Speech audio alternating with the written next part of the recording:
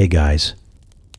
Tonight we begin with a country that somehow manages to be brilliant, chaotic, ambitious, and deeply confused all at once. You look at the United States and think, surely a place this loud and opinionated must have a perfectly sensible past. But no. Its history is a carnival ride, where every turn reveals another decision that makes you whisper, who approved that?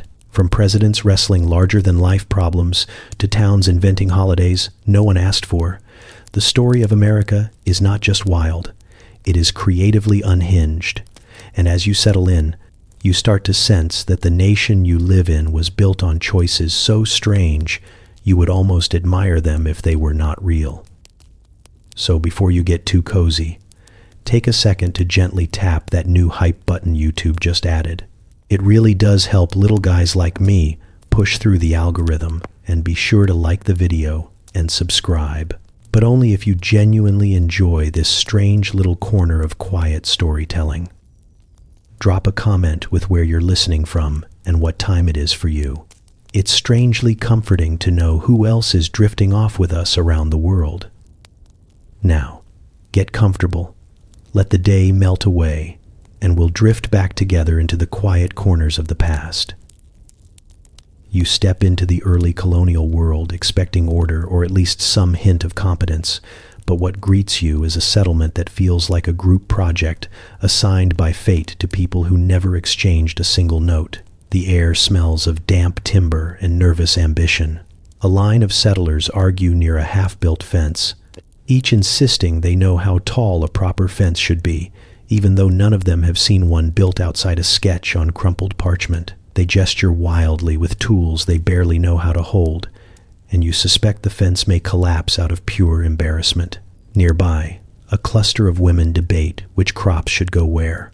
One insists on corn because she heard the locals grow it flawlessly. Another pushes wheat because her grandmother once said it thrives in any soil that respects itself.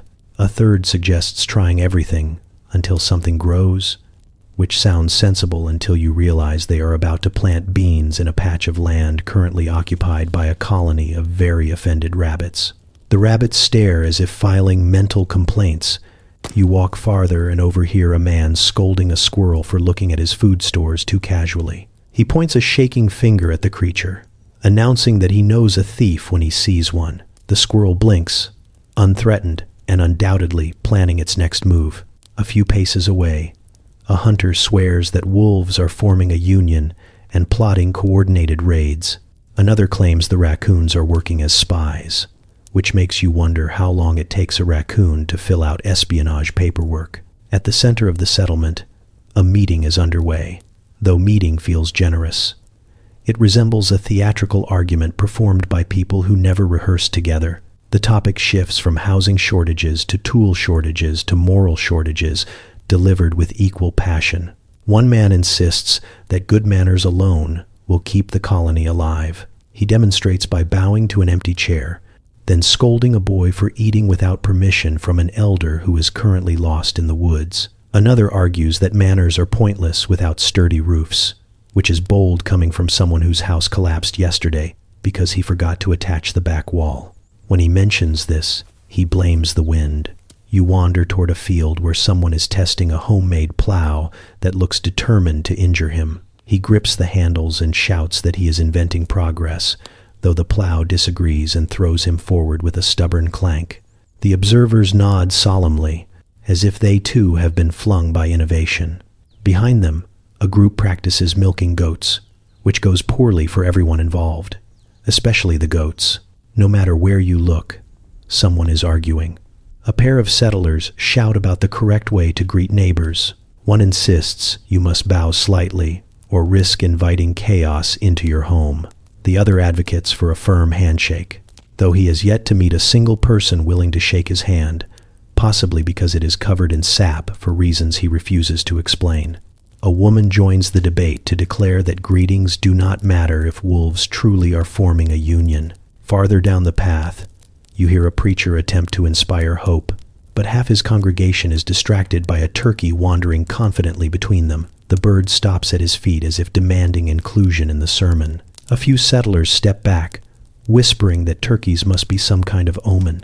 The preacher tries to continue but loses his place when the turkey lets out a noise that sounds suspiciously like commentary. You keep moving, noticing that the settlement, for all its bickering, has an undeniable spirit. These people came across an ocean, trusting maps drawn by men who had never seen the land themselves, and now they are trying to build lives with nothing but tools, rumors, and questionable optimism. They fail constantly, loudly, and sometimes heroically.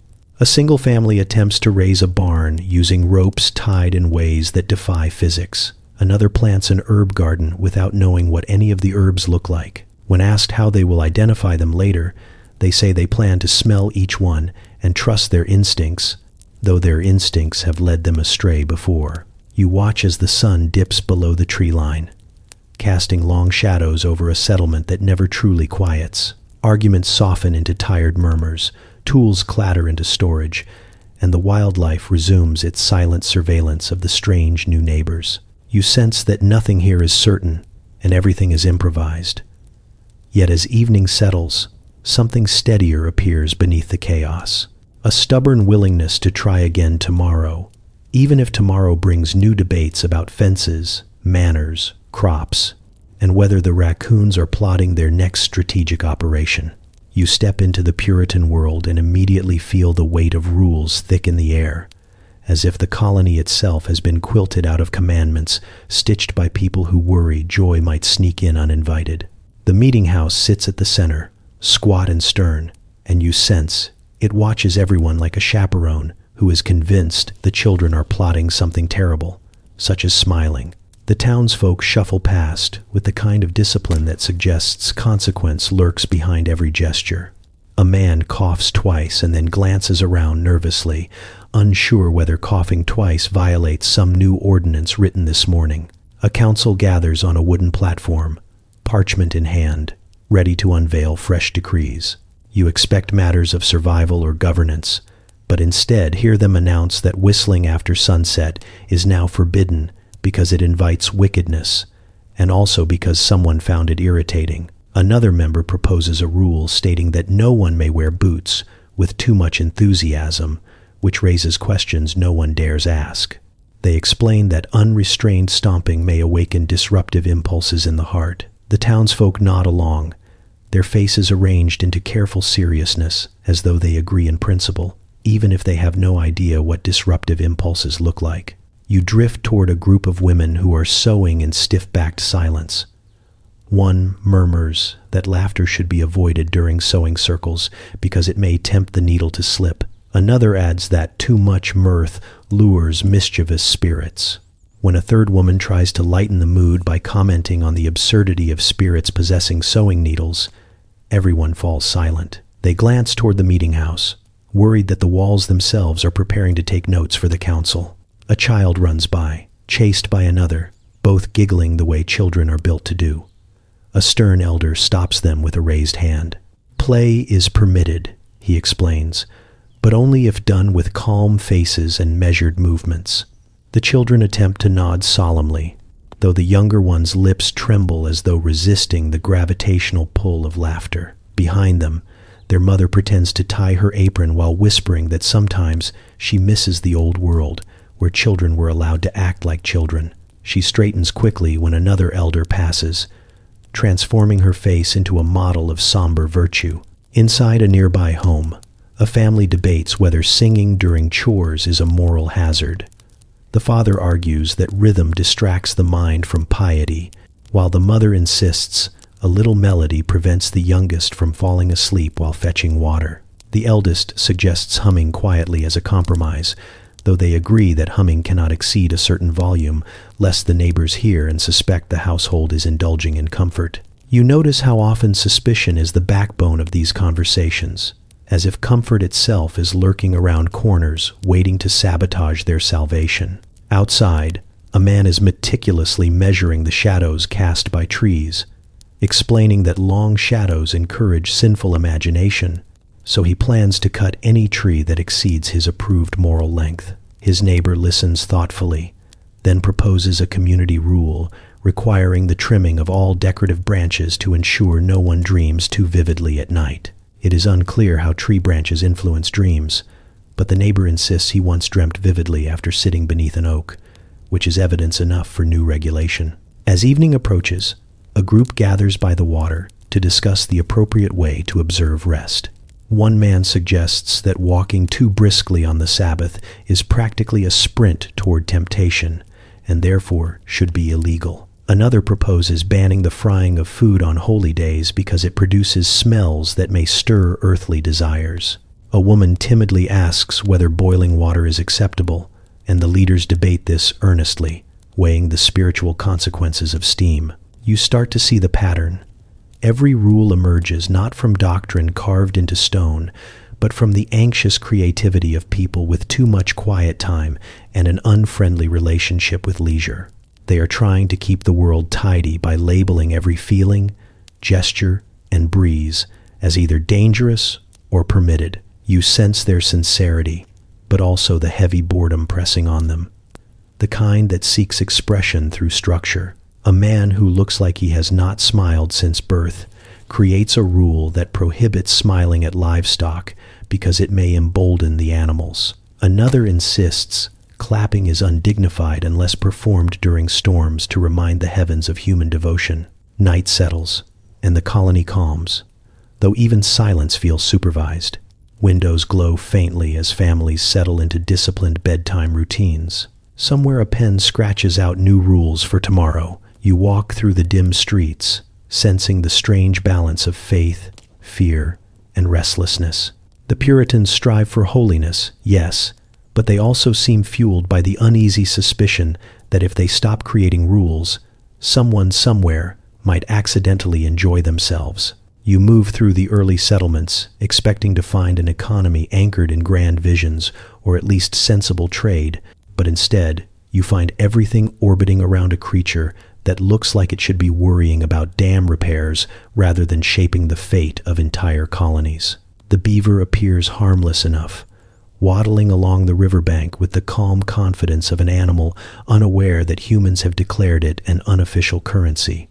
Traders watch it the way bankers watch gold, their eyes wide, calculating, and slightly feverish. One man whispers that the beaver is the backbone of civilization now, which tells you a great deal about the level of organization in the colonies. The settlers explain with great seriousness that beaver pelts are the key to everything.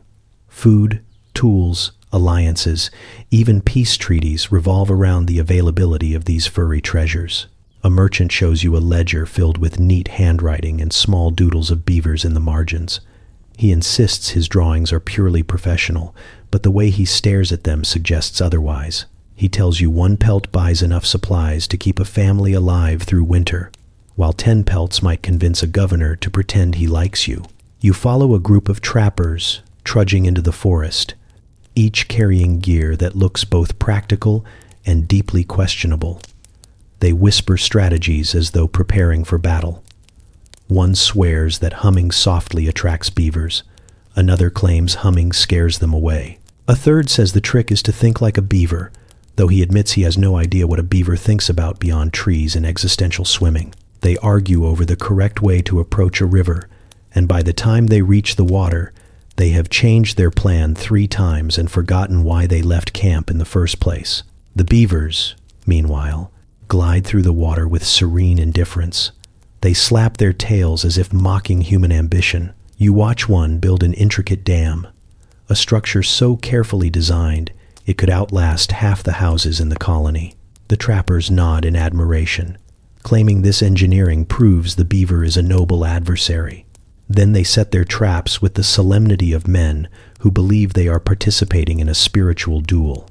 Back in the settlement, trading posts bustle with chaotic energy. Pelts are piled impossibly high, making the entire room smell like damp ambition. Traders haggle with the intensity of diplomats negotiating borders, each insisting their pelts are fluffier, glossier, or spiritually superior to others. One man swears his beavers lived fulfilling lives, and therefore their pelts carry a natural radiance. No one believes him, but they admire his confidence. You overhear a heated conversation between 2 colonial officials. They argue about how many beaver pelts should be required for certain taxes and whether pelts can replace currency entirely. One insists that if Europe can rely on coins, the colonies can rely on fur. The other counters that beavers are unreliable employees who refuse to be bred for economic stability. They both agree that the situation is becoming complicated, but neither has any alternative to offer. News arrives from distant settlements about feuds erupting over trapping grounds. One report describes an argument so intense that both sides threaten to confiscate each other's hats, which apparently is a meaningful insult in a world where hats are made of the very creature being fought over. Another message warns that tribes allied with French traders are gaining an advantage, leading to panicked discussions about recruiting more trappers, building better trade routes, or simply praying the beaver population does not unionize. As the day unfolds, you begin to see how deeply this creature has woven itself into colonial life. Fur hats become status symbols. Pelts serve as bargaining chips in negotiations you did not realize required bargaining. People speak of beavers, with the reverence usually reserved for saints or extremely generous relatives. A preacher even tries to incorporate the beaver into a sermon about divine provision, though he struggles to make the metaphor graceful. When evening falls, the traders gather around the fire and tell stories about legendary beavers, animals so clever and elusive that they have become folklore. One tale describes a beaver who stole a trap, outsmarted 3 men, and built a dam shaped like a crown just to prove a point. Another recounts a beaver who supposedly traded its own pelt in exchange for peace, though the logistics of that remain unclear. You watch the flames flicker and realize that this small, unassuming creature has altered trade, diplomacy, and the entire mood of the colonies. The settlers speak of national identity and economic destiny while clutching pelts like precious relics. The beaver, unaware of its influence, continues shaping rivers one branch at a time, while humans attempt to shape history with fur. You step into a frontier town as dust swirls around your boots and the sun hangs low over buildings that look as if they were hammered together by people racing a thunderstorm. The wind carries voices, sharp and restless, and you quickly learn that every disagreement here carries the potential to escalate into a duel. Not a calm discussion or a thoughtful compromise, but a duel, as if the entire population agreed that the best way to handle social tension is by dramatically risking bodily harm before lunchtime. You pass a saloon where 2 men argue over the ownership of a chicken that escaped both their yards, and the conversation ends with them stepping into the street, hands twitching toward holsters as bystanders begin placing wagers. The chicken, unaware of its role in civic conflict, waddles behind a water trough with an air of tired resignation, as though used to sparking territorial wars. A local sheriff watches the standoff, sighs deeply, and then strolls away because he has decided to conserve his energy for crimes committed after supper. You sense that his job is not to prevent fights, but to make sure they do not interfere with important matters like mealtime or Sunday sermons. Even the preacher, you discover, has officiated duels after failing to convince participants that forgiveness is spiritually superior to bullets. As you walk past the general store, a heated debate erupts over the price of flour. One customer claims the storekeeper raised prices out of greed. The storekeeper counters by accusing the customer of buying flour irresponsibly. Before the argument matures into anything resembling logic, someone suggests settling the dispute outside. The customer agrees so quickly you suspect he has been waiting all week for an excuse to duel someone. A small crowd gathers, eager for entertainment, passing around snacks as though duels are community picnics. The duel ends with both men missing their shots, staring at each other with embarrassment, and resolving the disagreement by flipping a coin because their aim has undermined their confidence. You wander farther and observe a barber whose sign advertises haircuts, shaves, and officiating duels at half price if the participants buy pomade. He proudly displays a chart that ranks the most common duel causes: property lines, livestock trespass, romantic misunderstandings, and something simply labeled general annoyance. According to the barber, general annoyance currently leads by a wide margin. He explains this while trimming a man's beard, both of them nodding sagely, as if duels are the frontier's natural method of conflict ventilation. Beyond the barber's shop, you see two women arguing over who owns a patch of sunflowers. Their voices rise, their eyes narrow, and the townsfolk brace for yet another showdown. Instead, the women decide to settle the matter with a baking contest, which draws a crowd twice as large as any duel. The sheriff attends this one enthusiastically, sampling pastries as if performing civic duty. You watch as tensions melt under the smell of warm bread, leading you to suspect that perhaps duels are not the only method available, just the one the town uses when no one is hungry. Near the outskirts, a rancher struggles with a broken fence. Another rancher claims the fence is on his land. They argue with the desperation of men who know repairing the fence means actual labor. They choose to duel instead of measuring property boundaries, a decision that feels suspiciously like laziness disguised as honor. When their duel begins, both men aim toward the sky, firing warning shots because neither wishes to risk injury before their evening chores. They return to the fence afterward and quietly repair it together, grumbling about the heat and pretending the duel never happened. In the local tavern, someone announces a community meeting to address the rising number of duels. Attendance is high until everyone learns the meeting will involve extended conversation.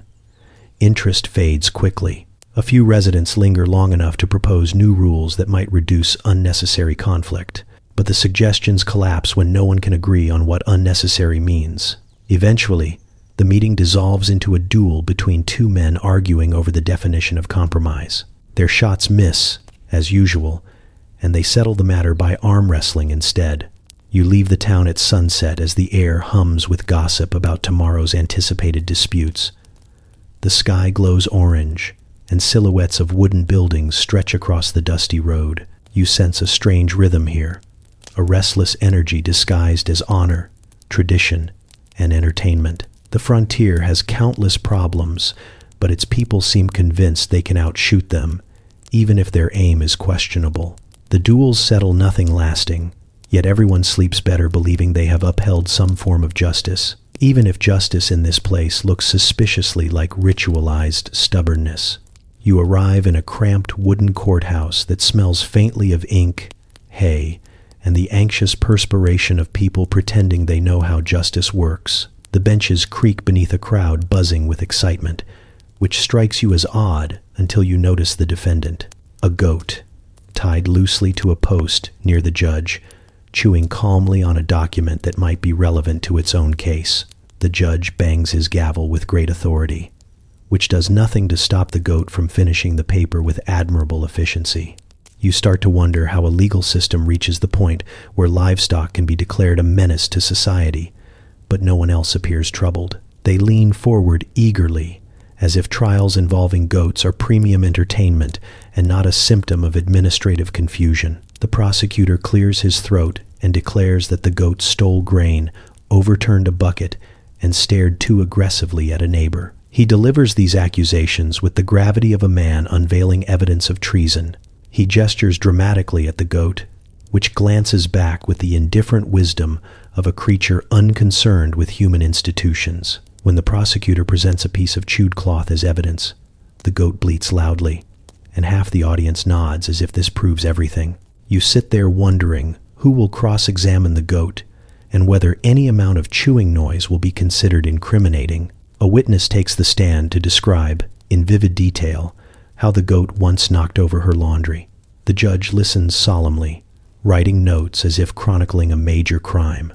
Another witness testifies that the goat trespassed in his garden and ate carrots essential for his winter survival. As he describes the incident, he grows increasingly emotional, insisting the goat's expression revealed malicious intent. The judge murmurs sympathetically, though he also glances toward the goat with suspicion, as if suddenly aware he may be in the presence of a criminal mastermind with an advanced understanding of root vegetables. You watch the defense, which consists of a man who admits he is not the goat's owner but feels called to speak on its behalf.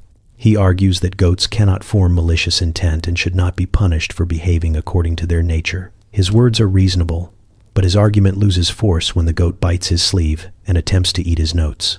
The audience gasps, convinced this is further proof of guilt. The judge strokes his chin and announces that the goat's hunger appears excessive, which might indicate a turbulent moral character. To your astonishment, the trial continues with a formality that suggests no one sees the absurdity. The court clerk reads charges to the goat as though expecting it to respond. A bailiff stands guard with the painful seriousness of a man who fears the goat may bolt and ruin the dignity of the proceedings. A small child whispers to her mother that she hopes the goat wins, and the mother hushes her, reminding her this is a serious matter. Around you, people discuss potential sentencing, from relocation to the far pasture to temporary confinement in a pen, as if debating where a hardened outlaw should serve time. You drift toward another case as curiosity pulls you through a side door. This courtroom contains a chicken on trial for destroying property, specifically a line of seedlings belonging to a local farmer. The chicken paces inside a small enclosure, feathers ruffled in a way that makes it look simultaneously guilty and annoyed. The farmer insists the chicken knew precisely what it was doing. He claims its eyes held defiance. The judge nods thoughtfully, though you suspect he is mostly enjoying the chance to preside over matters that do not involve neighbors throwing punches. The chicken's defense is handled by a girl who argues that the bird should be released because it possesses no awareness of the law. Her argument is persuasive until the chicken flaps its wings and knocks over a water bucket. The audience yelps as if this is an insult to the institution of justice. Someone mutters that the chicken is mocking the court.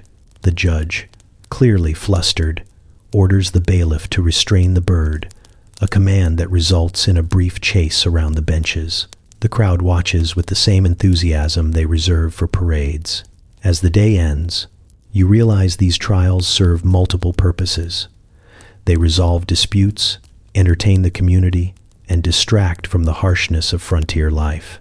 People gather to judge animals because judging each other feels too dangerous, and because assigning criminal motives to livestock gives them the illusion of order in a world that rarely offers any. You leave the courthouse as lanterns flicker to life, listening to the murmurs of townsfolk still discussing verdicts with earnest conviction. In this place, justice may be questionable, but the enthusiasm for enforcing it remains unwavering, even when the defendants chew on the evidence and stare blankly at their accusers.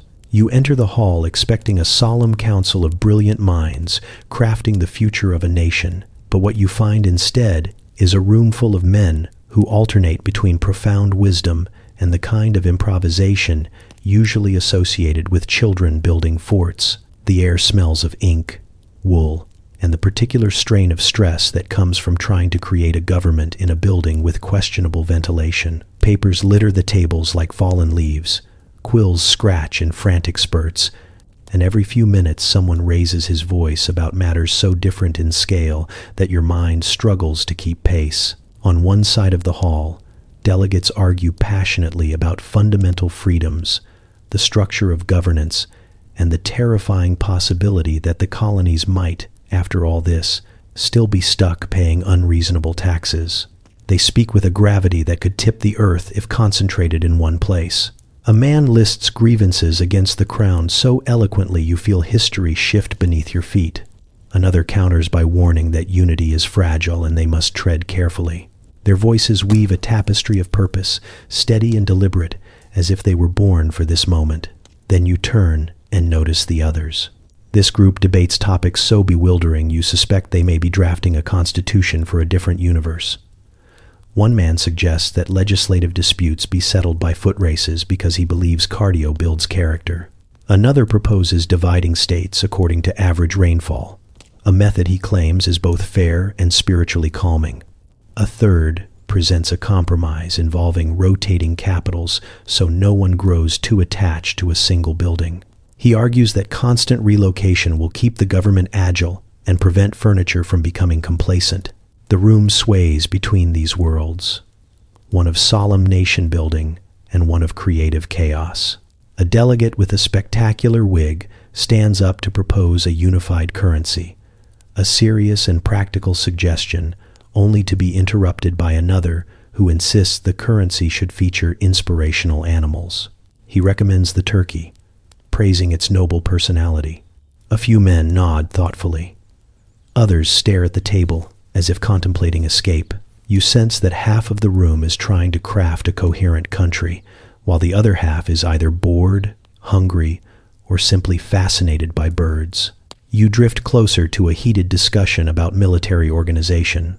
One man insists on clear ranks and disciplined structure, while another proposes a coded whistle system inspired by local shepherds. He demonstrates several whistles that echo embarrassingly through the hall, causing delegates across the room to pause their serious debate and question whether the sheep have joined the political process. After a moment of awkward silence, someone suggests recording the whistles in the official minutes, just in case they become relevant later. At a large table near the front, a group debates the balance of power between the states. Voices rise, hands gesture, and tension thickens like soup, until one delegate suggests that states settle disputes by temporarily swapping governors. He describes it as a bonding exercise. His neighbor proposes that states share rotating mascots to promote unity. You see men who have dedicated their lives to reason momentarily lose all composure as they try to explain why mascots might not be the cornerstone of federal stability. Yet somehow, despite the chaos, moments of clarity strike the room with quiet force. A delegate stands and reads a passage about liberty that silences everyone. Even the man who proposed mascots looks genuinely moved. Another outlines a vision of a government built on representation rather than rule by accident of birth.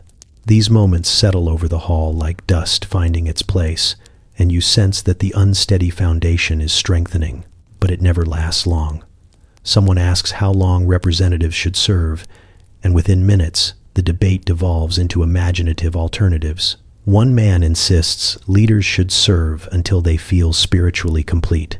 Another proposes terms determined by lottery, as if the entire government could run like a raffle at a country fair. A third suggests electing leaders based on the length of their sideburns, which he claims reveals sincerity. The hours stretch as brilliant ideas and preposterous theories collide. The hall becomes a place where destiny and improvisation mingle freely, as if the future is being shaped by both philosophers and enthusiastic hobbyists. You realize the miracle is not that the Congress produces a functional government, but that it produces anything at all while balancing the ambitions of visionaries and the whims of men who occasionally derail the conversation because they are distracted by lunch. As the session ends and delegates file out, you sense the peculiar alchemy of the room. These men are forging a nation with equal parts principle and improvisation, stitching together a future from conviction, compromise, and the occasional turkey reference. The world outside waits for a document that will define a people, unaware that half its authors are still arguing about whether the national seal should include a sunbeam, a snake, or a creature someone sketched during a moment of boredom. You follow Benjamin Franklin through the narrow streets of Philadelphia and immediately sense that you are trailing someone who operates on a wavelength unavailable to the average human. He moves with the brisk confidence of a man who has already decided he can improve everything around him, from the postal system to the way people light candles. His pockets bulge with tools, scraps of paper, mysterious metal bits, and something that might be a half-assembled experiment. Every few steps, he pauses, squints at an object, and mutters that it could be better, which suggests he spends his days locked in a perpetual battle with the concept of inefficiency. You watch him stop in front of a street lamp and declare that it produces light inefficiently. He taps it, circles it, taps it again, then explains to a bewildered passerby that he has devised a superior design. The passerby nods politely, but Franklin is already halfway down the street, scribbling diagrams without noticing he has walked straight into a cart of apples. The apples scatter. The cart owner curses, and Franklin apologizes while simultaneously suggesting a better wheel design. The cart owner blinks, halfway between anger and hesitant admiration, because Franklin delivers his suggestions with the charm of a man who genuinely believes the universe is a collaborative project. He enters a coffee house with the energy of someone who plans to revolutionize the beverage industry, but starts instead by reorganizing the sugar containers. Discussions erupt around him, yet he drifts between them with ease, listening to arguments about politics, science, and trade, before inserting a clever observation that silences everyone. You realize he has the rare talent of speaking in a way that makes people believe he has solved their problems, even if they do not fully understand his solution. One man complains about damp shoes, and Franklin launches into an explanation of airflow, condensation, and personal responsibility. The man nods slowly, as if receiving divine instruction. Franklin pulls you outside again without warning, his coat flapping behind him like the wings of a distracted bird. He leads you toward his workshop, a room overflowing with invention. Tools are scattered everywhere, and half-formed ideas cling to the walls as sketches. You spot something that looks like a stove, something that looks like a musical instrument, and something that looks like an accident waiting to happen. He explains them all with equal enthusiasm. The stove is meant to heat homes more efficiently. The instrument is part of his ongoing exploration of sound. The accident waiting to happen is a prototype that he describes as promising, though he cannot remember what it is supposed to do. Outside, the sky darkens, and Franklin becomes suddenly alert. He peers upward with a curious gleam you have seen only in people preparing to test fate. He rummages through drawers until he finds a key, a length of string, and something resembling a kite. You already sense the decision forming in his mind, the same decision that has worried his friends for years. He announces calmly that he is going to prove something important about electricity. He does not elaborate. You consider the fact that storms kill people, but Franklin strides forward as if lightning is a misunderstood acquaintance who simply needs proper introduction. As raindrops begin to fall, you follow him reluctantly, watching him release the kite into the churning sky. He handles it with the gentle precision of a man, confident that nature will cooperate out of respect. The wind pulls, the string hums, and Franklin studies the motion with delighted fascination. He speaks aloud to himself, praising the beauty of natural forces while completely ignoring the growing concern on your face. When a spark finally dances along the key, Franklin beams with triumph. You take a cautious step back, wondering whether genius always looks so much like cheerful self-endangerment. He returns to town soaked and radiant, telling everyone that the experiment was a success while offering no details. People gather around him like moths around a lantern, drawn in by his enthusiasm. Some clap him on the back. Others shake their heads, muttering that the man is one storm short of catastrophe. Yet all of them listen, because even when Franklin's ideas flirt with chaos, they carry a spark that lights imagination. You see how his inventions, writings, and schemes ripple outward, shaping lives in ways both sensible and questionably ambitious. By nightfall, he is back at his desk, writing letters, drafting proposals, and absent-mindedly inventing something with gears. His candle flickers as he works, and every so often he pauses to jot down a proverb for future Americans who will someday quote him without knowing he wrote it while trying to fix a squeaky chair. You stand in the corner of the room, watching the pages pile up, sensing that he is not simply building devices or documents. He is building the essence of a country still learning how to define itself. And you cannot quite decide whether he is a brilliant architect of progress or a force of nature disguised as a man. You only know that wherever he goes, ideas follow, chaos follows, and history follows too, trying its best to keep up. You arrive just in time to witness two early states arguing over a stretch of land that looks, to your eyes, like a perfectly ordinary patch of wilderness. A few trees, a bend in a river, some rocks shaped more or less like rocks. Nothing that seems worth the rising volume of voices or the way both delegations point at maps as though the maps themselves have committed personal offense. One man insists the river clearly tilts east, which means the land belongs to his state. Another argues the river tilts west, which means the first man needs spectacles. A third claims the river used to tilt east, but recently changed its mind, and therefore historical tilting should be considered. You stand between them, watching the dispute escalate, with the contagious enthusiasm of children discovering a box of crayons and immediately debating who gets the brightest color. The maps do not help. They are hand-drawn, smudged, and suspiciously artistic, as if the cartographers were more interested in expressing their emotions than recording geography. One map shows mountains where there are none. Another features a lake in the shape of a lopsided heart, and the delegate presenting it assures everyone the shape is symbolic. A third map displays the disputed land as an empty space with the words, "We think something is here," scribbled in the margin.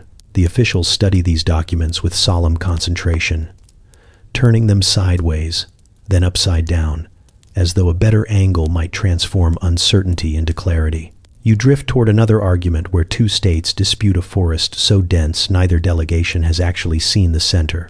One man swears his state owns it because his cousin once wandered inside and returned wearing leaves he claimed were native to the area. The opposing delegate scoffs, insisting the leaves were decorative and likely purchased in a neighboring town. Both sides argue until someone suggests walking into the forest to check, but the idea is immediately rejected because the forest contains bears, and no one wishes to negotiate with bears. Nearby, a heated debate erupts about a hill no one wants responsibility for, but both states refuse to relinquish. One delegate argues that surrendering the hill would imply weakness. Another says keeping the hill would imply foolishness. A compromise is proposed where each state claims the hill on alternating days. Someone then asks who controls it during leap years, which sparks an entirely new argument that overshadows the original one. By the time the discussion ends, no one remembers why the hill mattered, but they all agree the other side had an unacceptable tone. You step into a tent where a group of officials attempt diplomacy through sketching. They huddle around parchment, drawing lines meant to represent boundaries, but the lines grow increasingly elaborate. One man adds swirls because they help him think.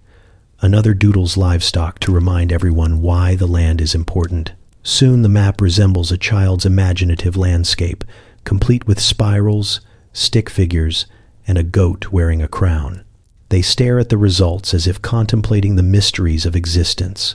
In another settlement, tempers flare over a road that zigzags between two states in such an inconvenient pattern that travelers routinely cross borders without meaning to.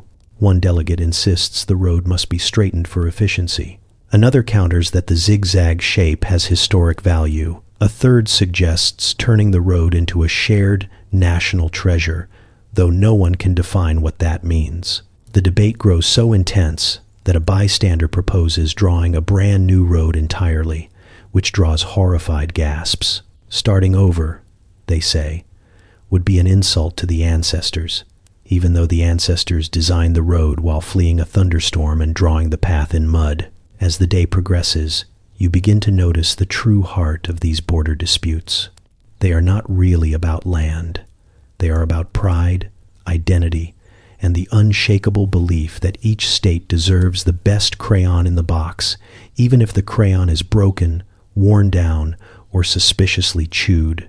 You watch grown men pace and gesture with the restless energy of children trying to defend their artistic territory. The land becomes symbolic, a way to assert that their state is strong, clever, and not to be pushed around by neighbors. By sunset, some disputes have cooled, others simmer, and a few continue with renewed vigor as lanterns flicker along the meeting tents. The river still tilts in whatever direction people insist it does. The forest remains unvisited, the hill remains unloved, and the maps remain confusing works of abstract expressionism. You leave the gathering with the realization that early states built borders not with clear logic, but with stubborn enthusiasm, each convinced that the lines they fought for would someday mean something important, even if, in the moment, they were simply arguing over crayons drawn across a continent that none of them had fully explored. You step into a Revolutionary War camp moments before dawn, when the sky is a pale wash of gray and the air tastes like wood smoke and questionable decisions. Tents sag under blankets of frost, and scattered around them are soldiers trying to solve problems the army never anticipated. You watch a man attempt to repair his boots with nothing but twine, determination, and a wooden spoon. He claims the spoon adds structural integrity. You are certain it adds confusion. Another soldier wanders past carrying a musket tied together with strips of cloth, explaining cheerfully that if it cannot fire, it can at least function as a persuasive stick. As you move deeper into camp, you notice fires struggling against a damp wind. Over one fire hangs a pot of something that might be stew or might be a culinary mistake passed down through generations of soldiers who believed spices were a form of witchcraft. The men surrounding it argue about ingredients, each insisting his grandmother used the same method, which is impressive considering none of their grandmothers ever lived in a war camp.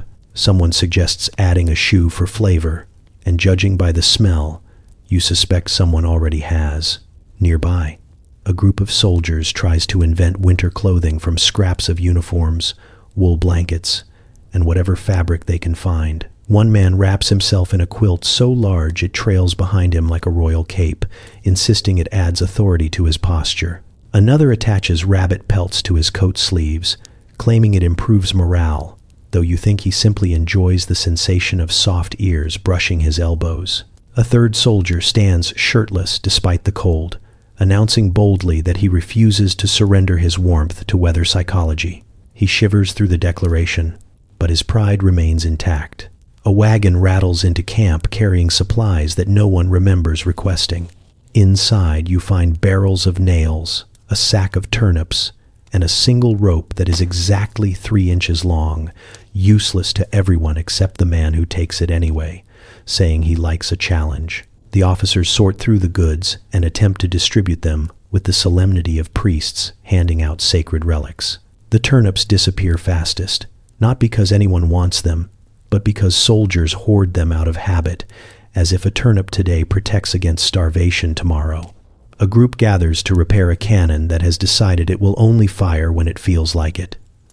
One soldier taps the barrel gently, whispering encouragement as if the cannon is a nervous horse. Another suggests feeding it gunpowder with compliments. A third shakes his head, convinced the machine is possessed and only responds to threats.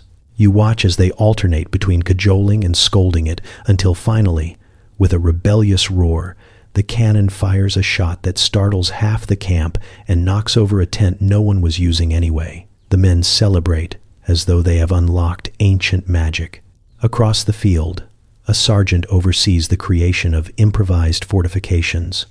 Soldiers drag tree branches, broken carts, and a suspicious number of barrels into a loose barricade. Someone adds a decorative flag fashioned from a torn shirt and a stick he proudly calls his command staff. The structure leans precariously, looking like an enthusiastic but confused beaver built it. Still, the sergeant nods with satisfaction, muttering that it will at least confuse the enemy, which might be the camp's true strategy. As the sun climbs higher, the camp becomes a buzzing hive of invention. Soldiers sharpen bayonets on rocks, patch coats with leather scraps, and create strategies that sound brilliant when whispered around fires and less brilliant when spoken aloud. One man swears he can improve accuracy by aiming with one eye closed and then switching eyes mid-shot. Another tries to waterproof his hat with candle wax, turning it into a glistening helmet of questionable utility. Yet through all the improvisation, something else lingers in the air, warm and stubborn.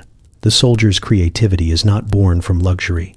It rises from necessity, pride, and the unshakable belief that even without proper supplies or official instructions, they will make something work. Watching them, you realize that the war is held together not just by generals and declarations, but by men who turn spoons into tools, blankets into armor, and chaos into something resembling survival. You slip into the earliest presidential elections expecting dignified speeches and calm debate, only to find something closer to a tavern quarrel wrapped in powdered wigs. Campaigns sprawl across town squares, newspapers, and whispered gossip with the energy of people discovering the joy of public arguing for the very first time.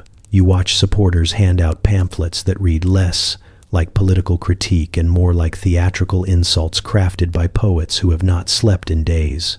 Candidates claim virtue and wisdom in their own ranks, while describing opponents as walking disasters who threaten the future, morality, and possibly the structural integrity of barns. You drift past a group of pamphleteers who work with the enthusiasm of street magicians. waving papers in the air and shouting accusations so vivid the crowd shifts uncomfortably. One claims a rival candidate secretly worships questionable foreign deities.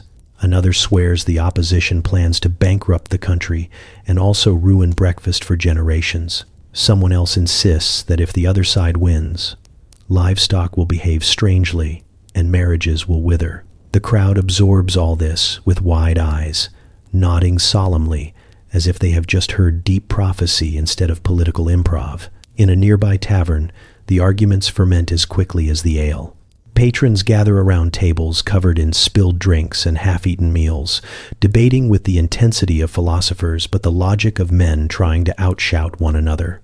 A supporter of one candidate slams his mug down, insisting the election is a battle for the soul of the young nation.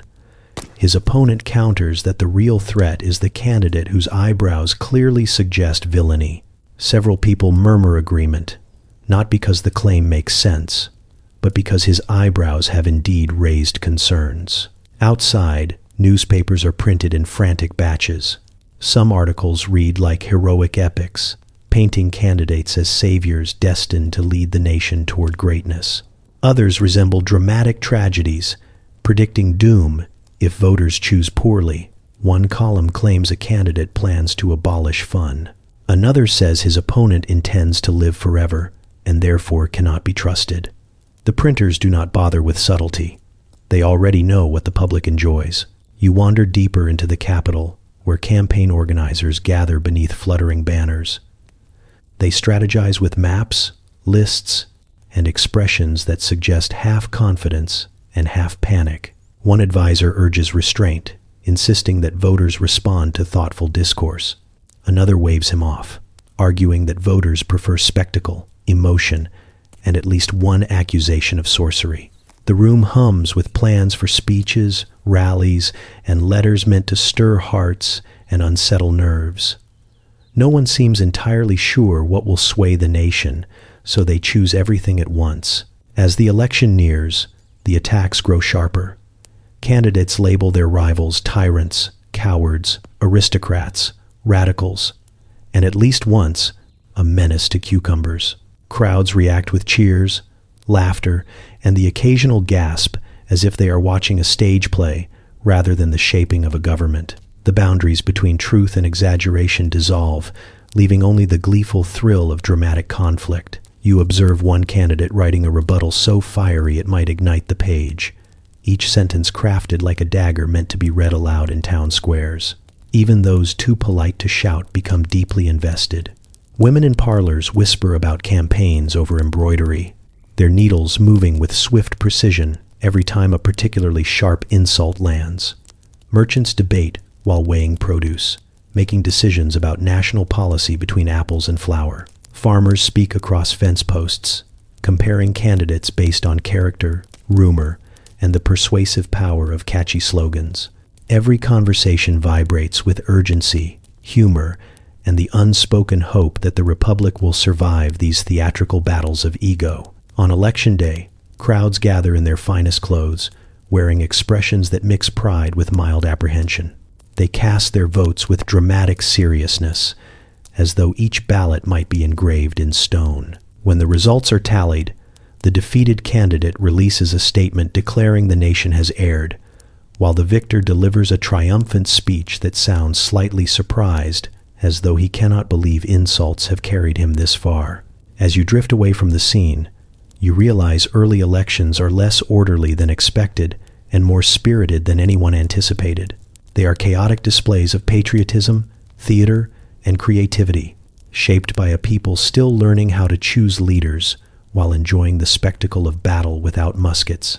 The insults may be exaggerated, the arguments peculiar, but beneath it all lies the first pulse of a republic discovering its voice. You slip into the gallery of an early congressional session, expecting dignified men framed by sunlight and ideals. Instead, you find something closer to a backstage rehearsal where every actor insists on rewriting the script. The chamber hums with the restless energy of people who know they are making history, yet behave as though they are competing for the world's most dramatic performance. Representatives rise from their seats with the solemnity of prophets, only to argue about issues so mundane you wonder if the nation's future depends on the price of candles or the precise definition of a hallway. You watch one congressman pound the table to emphasize a point that no one asked for. He insists that postal routes must be redrawn because the current arrangement forces respectable citizens to ride past a tavern rumored to host morally unstable roosters. Another man counters that the roosters are perfectly respectable and that the real issue is whether mail carriers deserve new uniforms.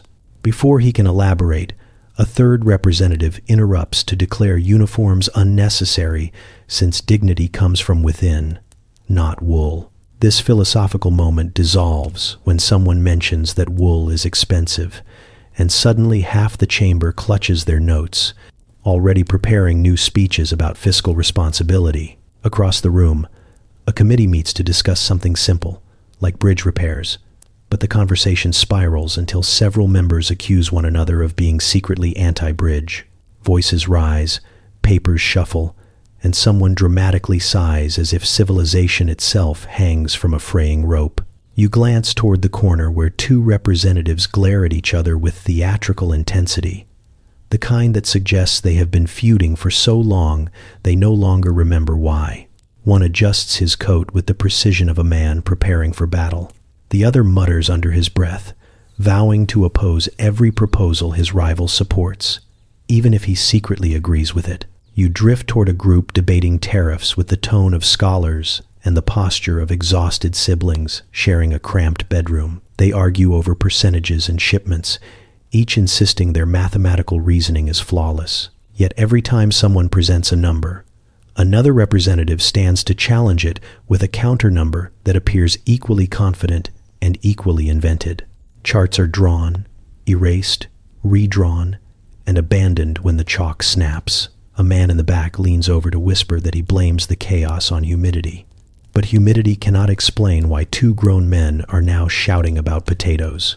In another corner, a pair of congressmen huddle over a document they both claim to have authored. One points out that his handwriting appears in the margins. The other argues that the handwriting is irrelevant because the idea originated in his heart. A witness attempts to mediate, but quickly retreats when both factions accuse him of taking sides. The dispute grows so intense the clerk quietly moves the ink bottles out of reach. You notice a small delegation attempting diplomacy through snacks. They offer biscuits to soften tempers, believing that hunger is responsible for half the arguments in the chamber. This strategy works for a moment until someone accuses them of using baked goods to influence legislation. A congressman stands to formally condemn the bribery of stomachs, though he pockets a biscuit before completing his moral declaration.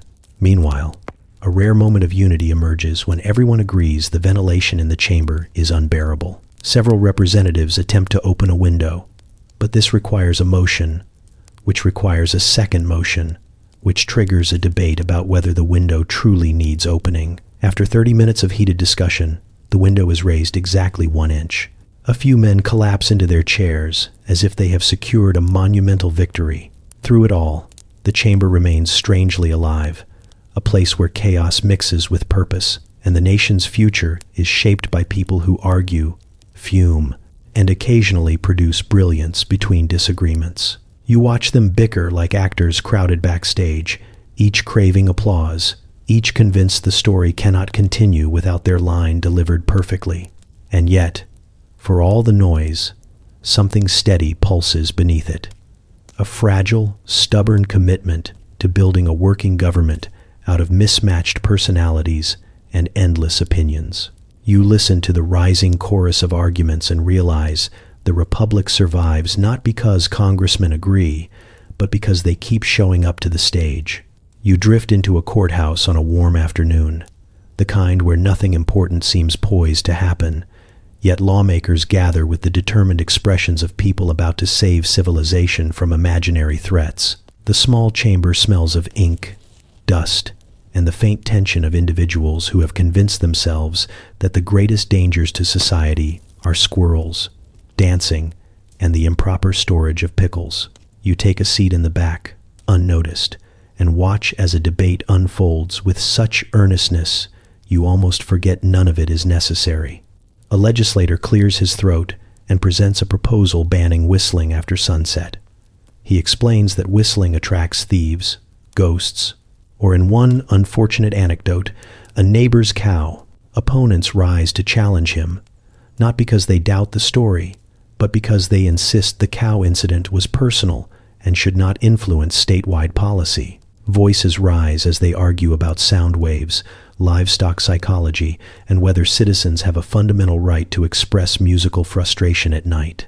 The bill nearly passes before someone remembers the real danger is not whistling but poorly aimed lanterns, which derails the discussion entirely. You wander into the hallway where another committee meets, this one focused on preventing mischief by outlawing certain types of hats. One representative insists that tall hats inspire arrogance, while wide hats encourage laziness. A colleague counters that laziness cannot be blamed on hats, since laziness is clearly blamed on humidity. Someone attempts to introduce a scientific perspective, but is ignored because the room is already too invested in describing hat-related crimes that definitely never occurred. They vote to restrict hats in all government buildings, except on days of celebration, debate, or boredom. Outside, a gathering of citizens attends a public reading of new laws meant to safeguard moral behavior. The sheriff reads each rule with theatrical seriousness. One law prohibits eating fried foods on horseback, which earns polite nods from listeners until someone asks why such a law is necessary. The sheriff admits he once witnessed a rider spill hot grease and cause a minor stampede. The crowd accepts this as sufficient justification. Another law forbids keeping more than 3 goats within town limits unless one of them has a certificate of good conduct. No one knows how a goat earns such a certificate, but the idea satisfies everyone, so it passes without debate. Returning to the courthouse, you discover a heated discussion about marriage laws. A legislator argues that couples should complete a mandatory course on cooperation before receiving a license. Another argues that such a course would discourage marriage entirely, which might be the true intention. A third proposes that couples submit a list of shared goals, hobbies, and emergency snacking preferences. The debate escalates until someone proposes outlawing marriage on weekends to prevent impulsive decisions. For a moment, the idea gathers momentum, but cooler heads prevail when someone points out that weddings scheduled on weekdays would disrupt farming. You slip into another room where lawmakers attempt to regulate transportation. A man insists wagons should not exceed a mile per hour because faster movement encourages recklessness. Another claims that limiting speed would ruin commerce. A third suggests building more roads, which is immediately rejected as extravagant. They settle on a law requiring wagon drivers to announce their presence every 10 steps with a loud greeting. No one is sure how this improves safety, but the room agrees the image is charming. The day continues with more proposals. Banning the sale of excessively large pumpkins, regulating the emotional tone of public sermons, and requiring all dogs to complete obedience trials supervised by a clergyman. Each law sprouts from a single incident, magnified by imagination, then shaped into policy by people who treat inconvenience as Chris. You watch lawmakers scribble amendments with the intensity of artists adding the final strokes to a masterpiece no one requested. These laws accumulate like decorative clutter, created to solve problems so rare they may never occur again. Yet beneath the humor lies something oddly human. These lawmakers, with all their eccentric rules, believe they are protecting their communities. In their minds, every story is a warning, every inconvenience a threat, every peculiar bill a safeguard against the unknown. The laws may be unnecessary, excessive, or downright baffling, but they reflect the anxieties and hopes of people trying to tame a world they barely understand.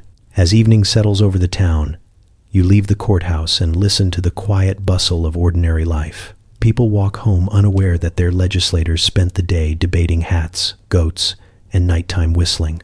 You realize these strange laws, though impractical, are evidence of a nation still learning how to govern itself, one improbable rule at a time. You enter a cramped office smelling faintly of ink, old leather, and ambitious dreams. Inside, a group of land speculators stands around a table covered with maps that look more like wishful illustrations than accurate geography. Rivers curve in impossible ways, mountains appear where no mountains belong, and entire towns exist only as hopeful dots, labeled with names no one can pronounce. The men speak with booming confidence, gesturing at vast territories they have never seen and may not actually exist. One of them taps a remote valley with his quill and declares it perfect farmland. When you ask if he has ever traveled there, he laughs, explaining that true visionaries do not need to visit a place before selling it. You watch as another speculator presents a parchment describing a scenic meadow. The description includes gentle breezes, fertile soil, and a hill shaped like a sleeping bear. He reads it with poetic flair, but when pressed for detail, he admits he has only heard rumors of the meadow from a traveler who once met someone who vaguely remembered it from childhood. Still, the others nod approvingly, impressed by the meadow's potential, even if its location shifts every time they redraw the map. One man buys several acres immediately, claiming he can already picture his future estate, complete with orchards and a grand porch from which he will someday survey land that may or may not be swamp. Outside, speculators set up stalls along the street, each shouting over the others while waving deeds at passers-by. A man in a fine coat insists he is selling riverfront property along a river he mispronounces so confidently that no one questions it. Another offers a parcel on a mountain ridge, though he admits under his breath that he has only seen the ridge drawn on a map imported from Europe, where cartographers filled blank spaces with whatever sounded impressive. Buyers gather around, dazzled by possibility rather than accuracy. You sense they are less interested in facts and more enchanted by the idea that wealth might spring from the wilderness like a miracle. You wander to a quieter stall, where an older speculator sorts through deeds with the weary air of a man who has personally sold half of the continent without stepping foot on it. He explains that land is an idea before it becomes a place, and ideas, fortunately, are easy to package. He shows you a deed for a town site he named himself, a name so tangled with vowels you suspect he invented it during a coughing fit. He assures you the town will thrive someday, just as soon as someone finds a route through the mountains that are, admittedly, taller than expected. Buyers take his assurances with good humor, as if joining a communal adventure rather than negotiating real estate. Nearby, two speculators argue over who owns the right to sell a valley neither can locate on their maps. One insists the valley is west of a certain river, the other believes it is south of a certain hill. A third man listening in suggests the valley might be north, which sparks a new argument so animated you fear they may redraw the entire continent just to settle it. They debate the valley's shape, climate, and potential future architectural style, as though constructing a fantasy rather than trying to describe actual terrain. As the day wears on, a buyer approaches with earnest questions. He asks about soil quality, weather, and access to water. The speculators exchange nervous glances, unprepared for such realism. One clears his throat and announces that the land enjoys mild breezes because mild breezes sound reassuring. Another claims the soil is dark and rich because he has decided it should be. The buyer nods slowly, absorbing this imaginative confidence, then purchases a deed as if buying into a dream rather than a plot of earth. Evening approaches and lanterns flicker to life, casting warm light across the chaotic maps. The speculators gather for celebratory drinks, clinking glasses over land they have never visited, praising each other's creativity and describing territories that shift with every retelling. They speak of fortunes waiting just beyond the horizon, unaware or unconcerned that the horizon is drawn by their own hands. You sit among them, listening to their laughter, sensing that in this early chapter of the nation, exploration begins not with footsteps but with confidence, parchment, and the bold willingness to sell a world still half imagined. You step into the first American banks expecting polished counters, calm clerks, and ledgers written with mathematical certainty. Instead, you find a room filled with the hopeful chaos of people pretending they understand money while quietly praying no one asks follow-up questions. The air smells of ink, ambition, and mild panic. Clerks shuffle papers with the urgency of men trying to organize their thoughts through sheer movement. A banker stands behind a counter giving a speech about financial stability, though he whispers to his assistant between sentences, asking how interest actually works. You edge closer as customers push forward, clutching coins and handwritten notes they call deposits. One man insists he wants to open an account for future generations. Though he cannot define what an account is beyond a locked box, he assumes the bank keeps in a trustworthy corner. A banker nods sagely, taking the man's deposit and scribbling something in a ledger that looks suspiciously like a doodle. Another customer demands a loan to expand his farm, unaware the banker has already loaned out more money than the bank physically holds. The banker approves the loan with such confidence that you briefly wonder if confidence alone is accepted as collateral. You wander toward a side table where three men argue about currency. One holds a stack of banknotes printed locally. Another clutches notes from a different state. A third insists gold is the only real form of money and refuses to acknowledge paper at all. They debate value, trust, and exchange rates with the intensity of philosophers. Though their arguments drift so wildly, you suspect none of them fully grasps the system they are defending. Someone suggests creating a national standard. Someone else suggests allowing every bank to print its own notes because variety builds character. The table erupts into a small storm of opinions, none of which seem likely to solve anything. Behind them, a banker counts coins with theatrical precision, stacking them in neat towers that wobble every time someone walks too close. When a tower collapses, the banker sighs, mutters something about economic volatility, and starts again. His assistant sits nearby, designing new banknotes with flourishes, eagles, and bold statements about trustworthiness. He explains proudly that notes look more legitimate when decorated with animals, though he has not decided whether bears or geese symbolize financial strength more effectively. In the corner, a nervous man arrives to withdraw his savings because he has heard rumors that banks sometimes loan out deposits. He asks for reassurance. The banker smiles, places a comforting hand on his shoulder, and assures him everything is under control, though his smile twitches when the man asks for specifics. While the banker rummages through drawers, it becomes clear the bank has lent out half the man's savings to a merchant currently 3 towns away. The banker produces what he can and offers the rest as a promissory note written in elegant script, as if beauty will distract from uncertainty. You step outside with a group of citizens gathered near the entrance, discussing the rumors of bank failures in other towns. One man claims he heard a bank imploded because the owner invested everything in a canal that dried up. Another says a different bank collapsed when its accountant misplaced every ledger during a house move. The group reacts with resigned shrugs rather than alarm, convinced this is simply the nature of modern finance. They speak of trust as a fragile rope holding everything together, frayed but still intact. Back inside, a young banker delivers an impassioned speech about the future of American finance. He insists that banks will unite the nation, build prosperity, and create opportunity for all. His enthusiasm fills the room, stirring hope, even though moments earlier he asked a colleague whether subtracting small sums from large ones is best done mentally or in a separate column. The crowd applauds anyway, swept up in the vision of a financial system where confidence matters as much as competence. By late afternoon, the bank closes its doors. Clerks gather around the counter, examining ledgers with expressions that blend pride and confusion. They debate whether the numbers reflect success or simply survival.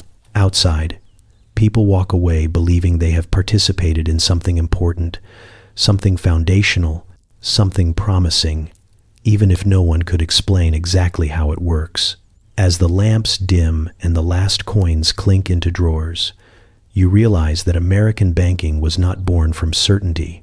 It emerged from trial, error, hope, and the audacity of people who believed a nation could build wealth before fully understanding money. The system wobbles like a stack of unstable coins, yet somehow it holds, buoyed by faith, ambition, and the steady conviction that tomorrow it will make more sense than today. You step into a dusty crossroads town just as a crowd gathers around a man who claims to have single-handedly tamed a wild river. He stands on a barrel, chest puffed, voice booming, describing how the river thrashed and hissed until he glared at it with such authority that it changed course out of respect. The onlookers gasp.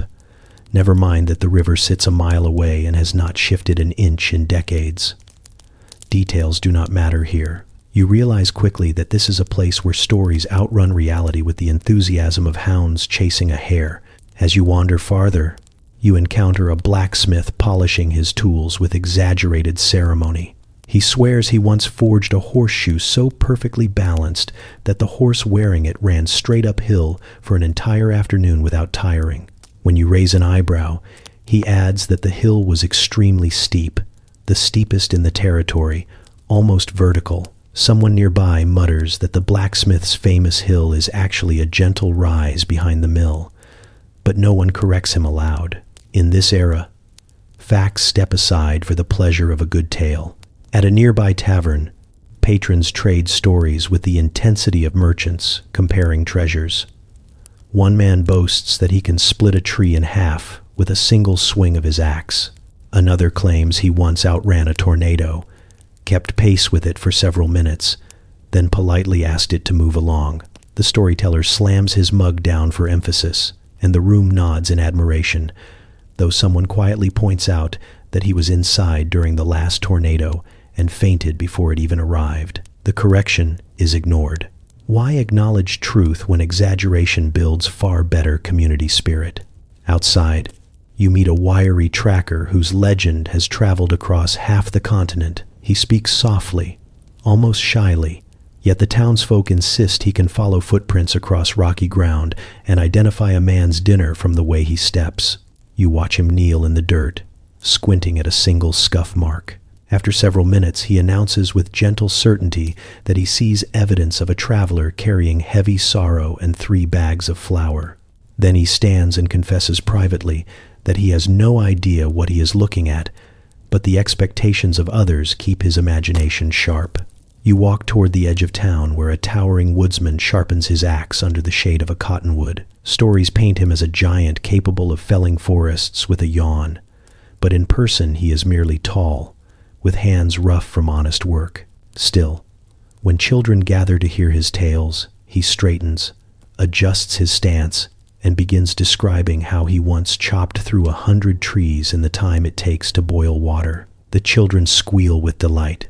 He glances at you briefly, a flicker of amusement in his eyes, as though acknowledging that sometimes greatness is shaped by storytelling more than action. A young woman in a bright shawl approaches next, known locally for her unmatched skill in horse riding.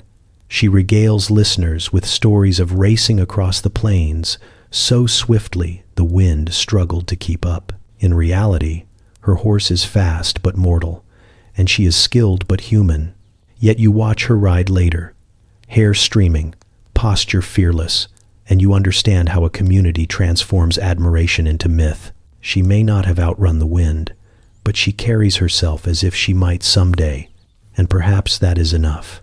Night falls, lanterns flicker to life, and the town gathers for another round of communal storytelling. Men and women sit on porches, around fires, and along fence rails, weaving increasingly elaborate narratives about themselves and each other. Someone describes fighting a bear twice his size. Another claims she caught a fish so enormous it pulled her canoe upstream. The tales merge into a warm, rhythmic murmur that fills the air like shared heartbeat. You realize these folk heroes are born not from extraordinary feats, but from the yearning of people to see a little magic in their neighbors. Hard lives become easier when wrapped in wonder. Ordinary skills become legendary when polished with pride. These stories are not meant to deceive, but to comfort, inspire, and bind communities together through shared imagination. You listen as one final tale rises into the night, a story so improbable the stars themselves seem to lean closer, and you understand that in this era, truth grows slowly, but legends grow wherever they are welcomed, flourishing in the wide open spaces of hope and restless frontier dreams. You find yourself in a small state house where lawmakers bustle about with the purposeful stride of people convinced they are safeguarding the republic from dangers that have not yet introduced themselves. The room hums with ambition, quills scratching furiously, voices rising as men argue over categories of misbehavior that sound less like legal concerns and more like inconveniences they personally endured last week. A legislator stands at the center holding a parchment he treats with ceremonial reverence, announcing that he has devised a new crime called unauthorized loafing, which he defines as standing around in a way that feels suspicious. The room murmurs approvingly, unaware that half of them are currently loafing. Another representative rises to propose a law against improper wagon enthusiasm, insisting that cheering too loudly at passing wagons disrupts the peace. He cites a dramatic incident where a man shouted encouragement at a wagon carrying turnips, startling a nearby horse. The horse had reportedly twitched. "This," he says, "must never happen again." The assembly nods gravely and begins discussing punishment tiers, ranging from stern lectures to mandatory reflection time near the quiet pond. You drift closer as one lawmaker unveils his latest achievement, a statute banning competitive stair climbing. He claims that too many citizens rush up public steps trying to outpace their neighbors, creating unnecessary rivalry. When someone asks how many stair climbing incidents have occurred, he responds proudly that none have occurred since he announced his intention to outlaw them. The room erupts in applause, celebrating his success in preventing an issue no one considered until now. At a long table, a committee debates the growing crisis of unregulated whittling. One man fears that citizens carving sticks into whimsical shapes might lead to moral decay. Another insists that only certified whittlers should be allowed to produce spirals and decorative twists. A third worries that regulating whittling will require constant supervision, which could overwhelm the justice system. They argue until someone proposes a licensing exam involving both carving skill and upright character. No one can define upright character, but they all agree it sounds impressive. You step into a side chamber where a smaller group huddles around a stack of proposals. These lawmakers have discovered the joy of solving problems by inventing them first. One proudly reveals a new offense called excessive twilight loitering, designed to prevent people from lingering outdoors at dusk with ambiguous intentions. Another suggests outlawing aggressive pie cooling, explaining that placing pies on windowsills too confidently invites envy and competition between neighbors. They scribble amendments with the seriousness of men drafting emergency legislation, even though their greatest concern appears to be social awkwardness. Outside the chamber, a representative broadcasts his accomplishments to a gathering crowd.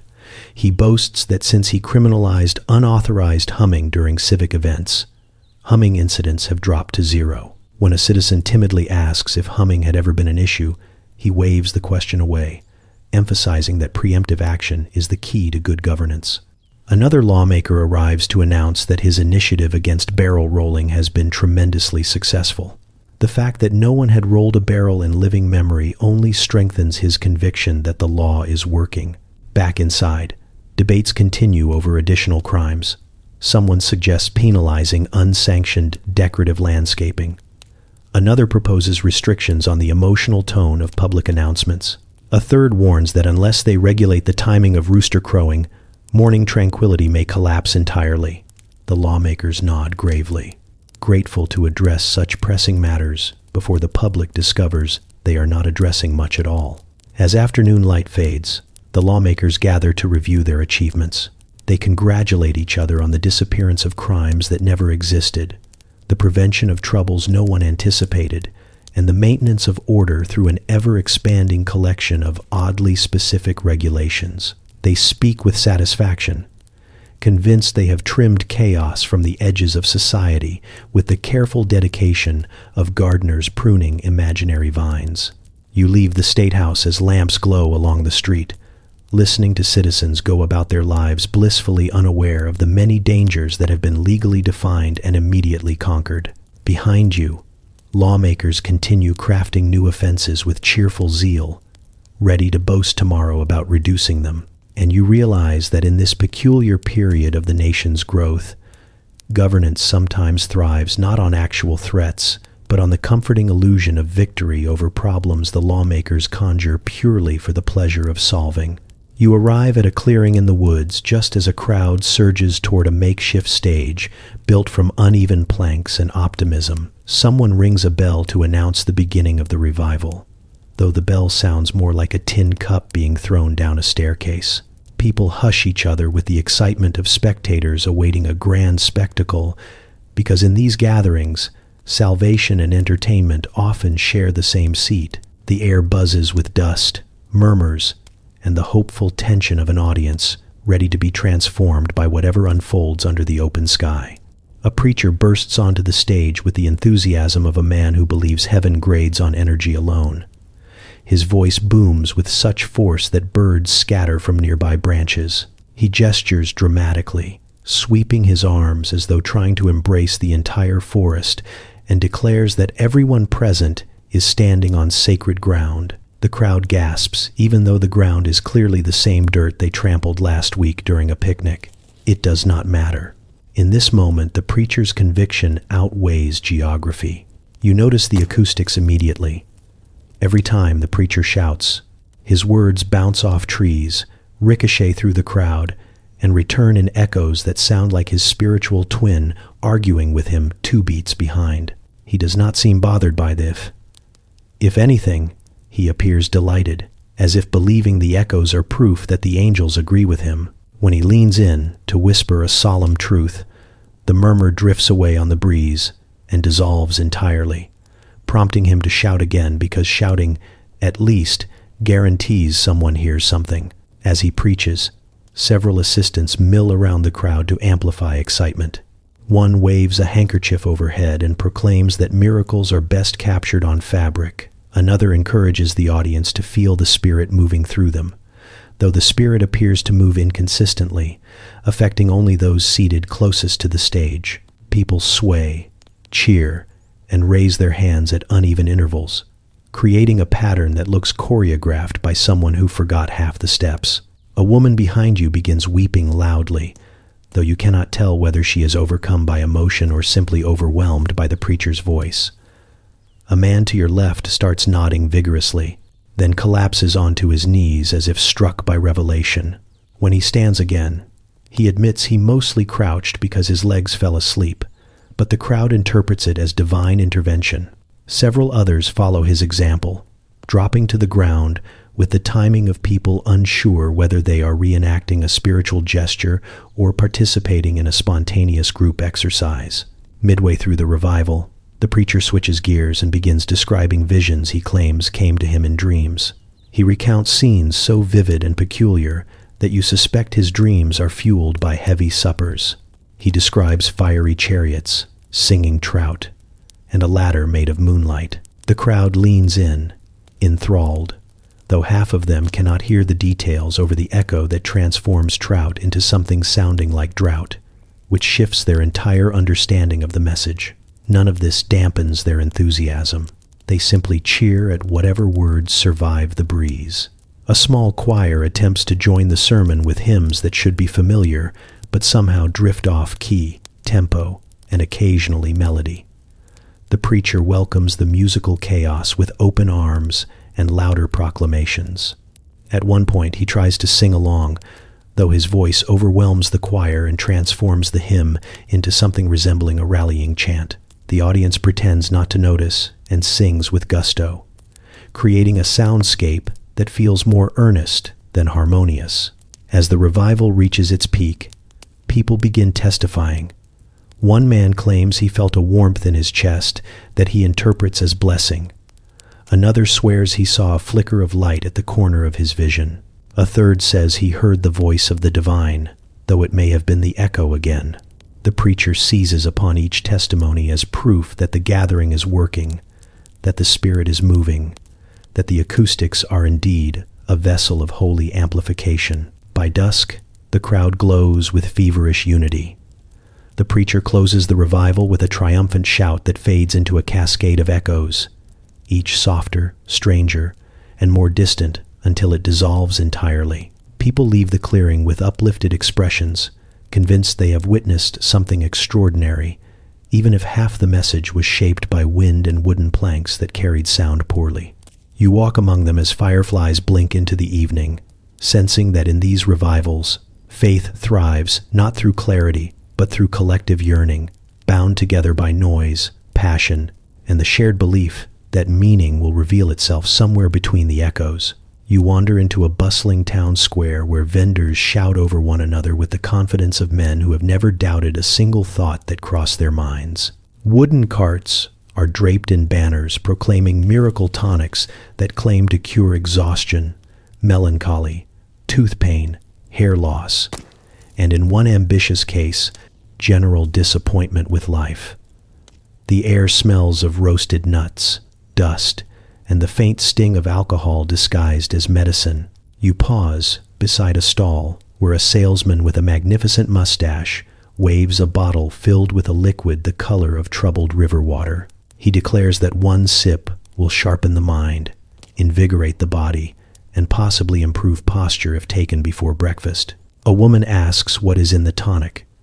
The salesman beams proudly and rattles off ingredients with the speed of a magician performing a trick. You catch words like invigorating essences and botanical fortifications, though none of them resemble anything you have ever seen growing in nature. When she presses him for specifics, he leans closer and insists that true healing must remain mysterious, or it loses potency. The woman nods as if this is profound wisdom and buys 2 bottles. You drift to another cart where a man in a velvet coat claims he has discovered the secret to eternal youth. He lifts a vial filled with shimmering liquid and explains that it should be taken in small doses to avoid inconvenient side effects like temporary dizziness or complete confusion. A crowd gathers as he demonstrates by taking a sip himself, then wobbling slightly. He assures everyone that the wobble indicates the elixir is working. A bystander whispers that the last batch caused a man to fall asleep in a public fountain. But the crowd remains mesmerized, drawn in by the allure of promises too dazzling to question.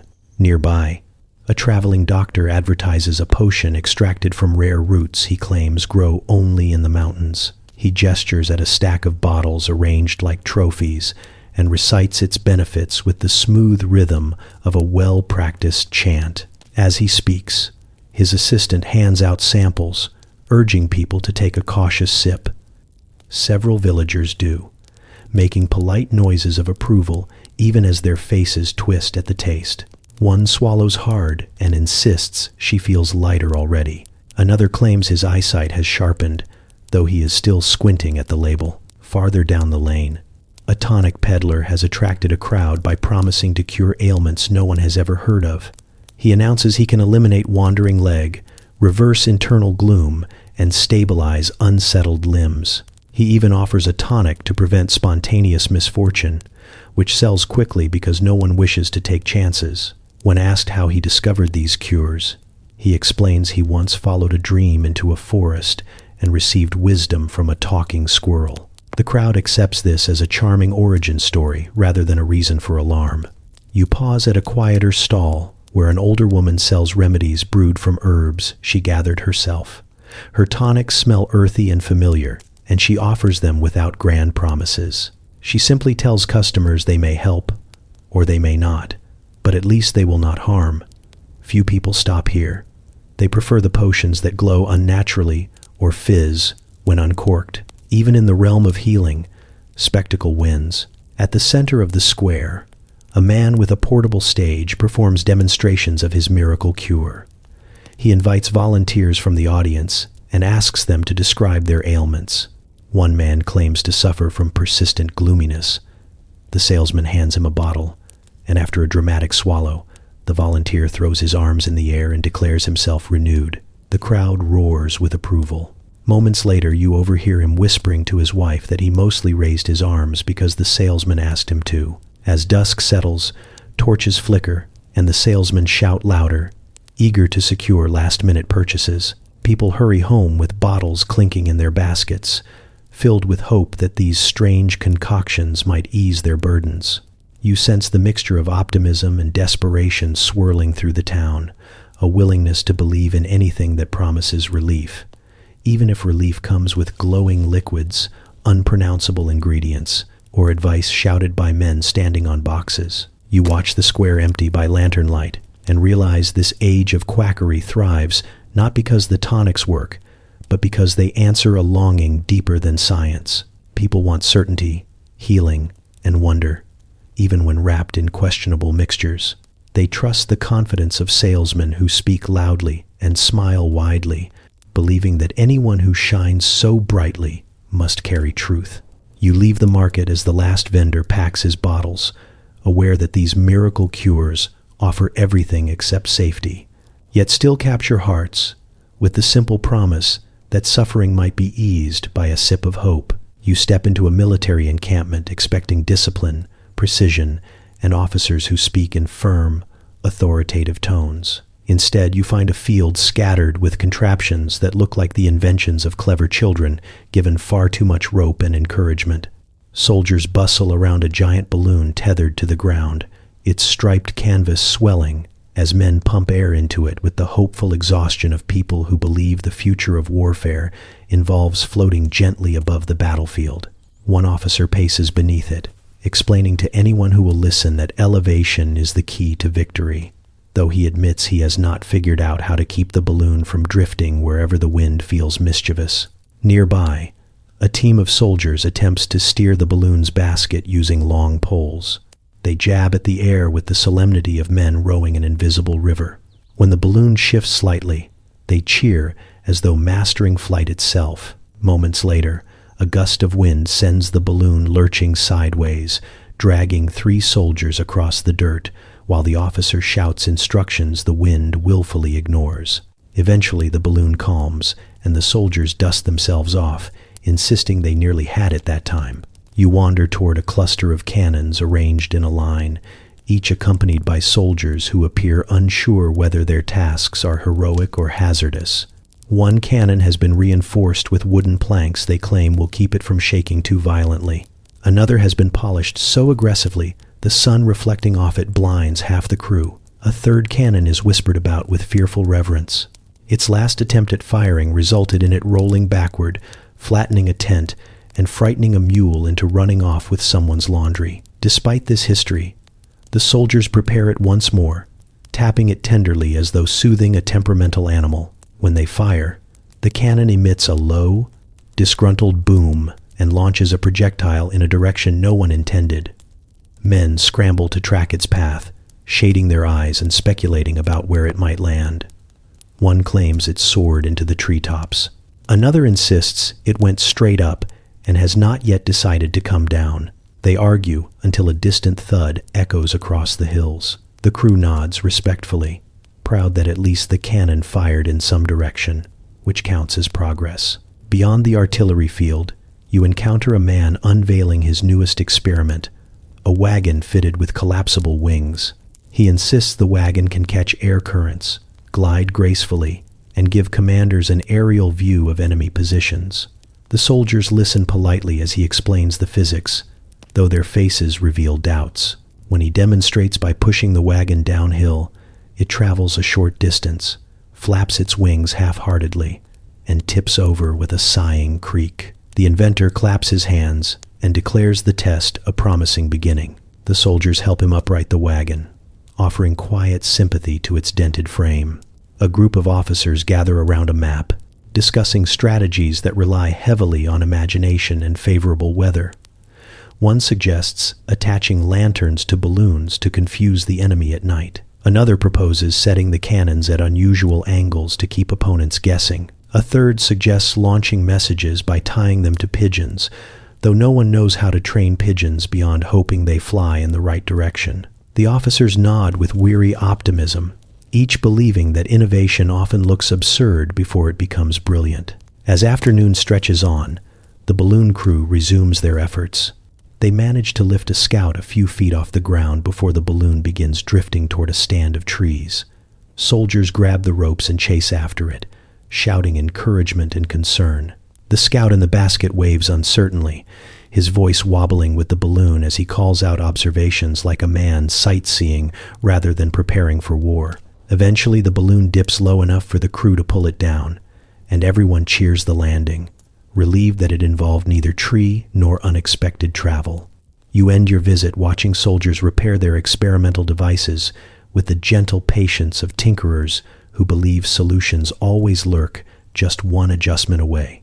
They tighten bolts, reinforce beams, sketch revisions, and discuss tomorrow's trials with the cheerful determination of dreamers undeterred by physics. Their optimism is contagious, a reminder that progress often grows from failed attempts, confusion, and the stubborn refusal to give up on ideas that wobble, drift, or occasionally explode. As the sun dips beneath the horizon, the camp glows with lantern light and improbable hope. You realize these strange experiments reveal more than ingenuity. They reveal a military trying to stretch the boundaries of possibility, powered not by flawless strategy, but by the faith that somewhere amid the balloons and unreliable cannons lies the spark of something bold enough to change the future. You follow a group of explorers trudging westward with the determined posture of men who refuse to admit their confidence is based entirely on maps drawn by people who never set foot beyond familiar farmland. Their maps flap in the wind like nervous birds, corners curling, ink fading, rivers bending in ways that suggest either artistic flair or deep misunderstanding. One explorer studies the map intently, tracing a squiggled line labeled possibly river or canyon. He nods with satisfaction, as though ambiguity is a sign of thoroughness. Another points at a mountain symbol that looks suspiciously like a doodle someone drew during a long meeting. He insists they will reach it by nightfall, even though no one sees so much as a hill. The explorers march forward with cheerful optimism. Every time the terrain contradicts the map, they gather in a huddle, tilt their heads, and conclude that the land must have shifted since the mapmaker's era.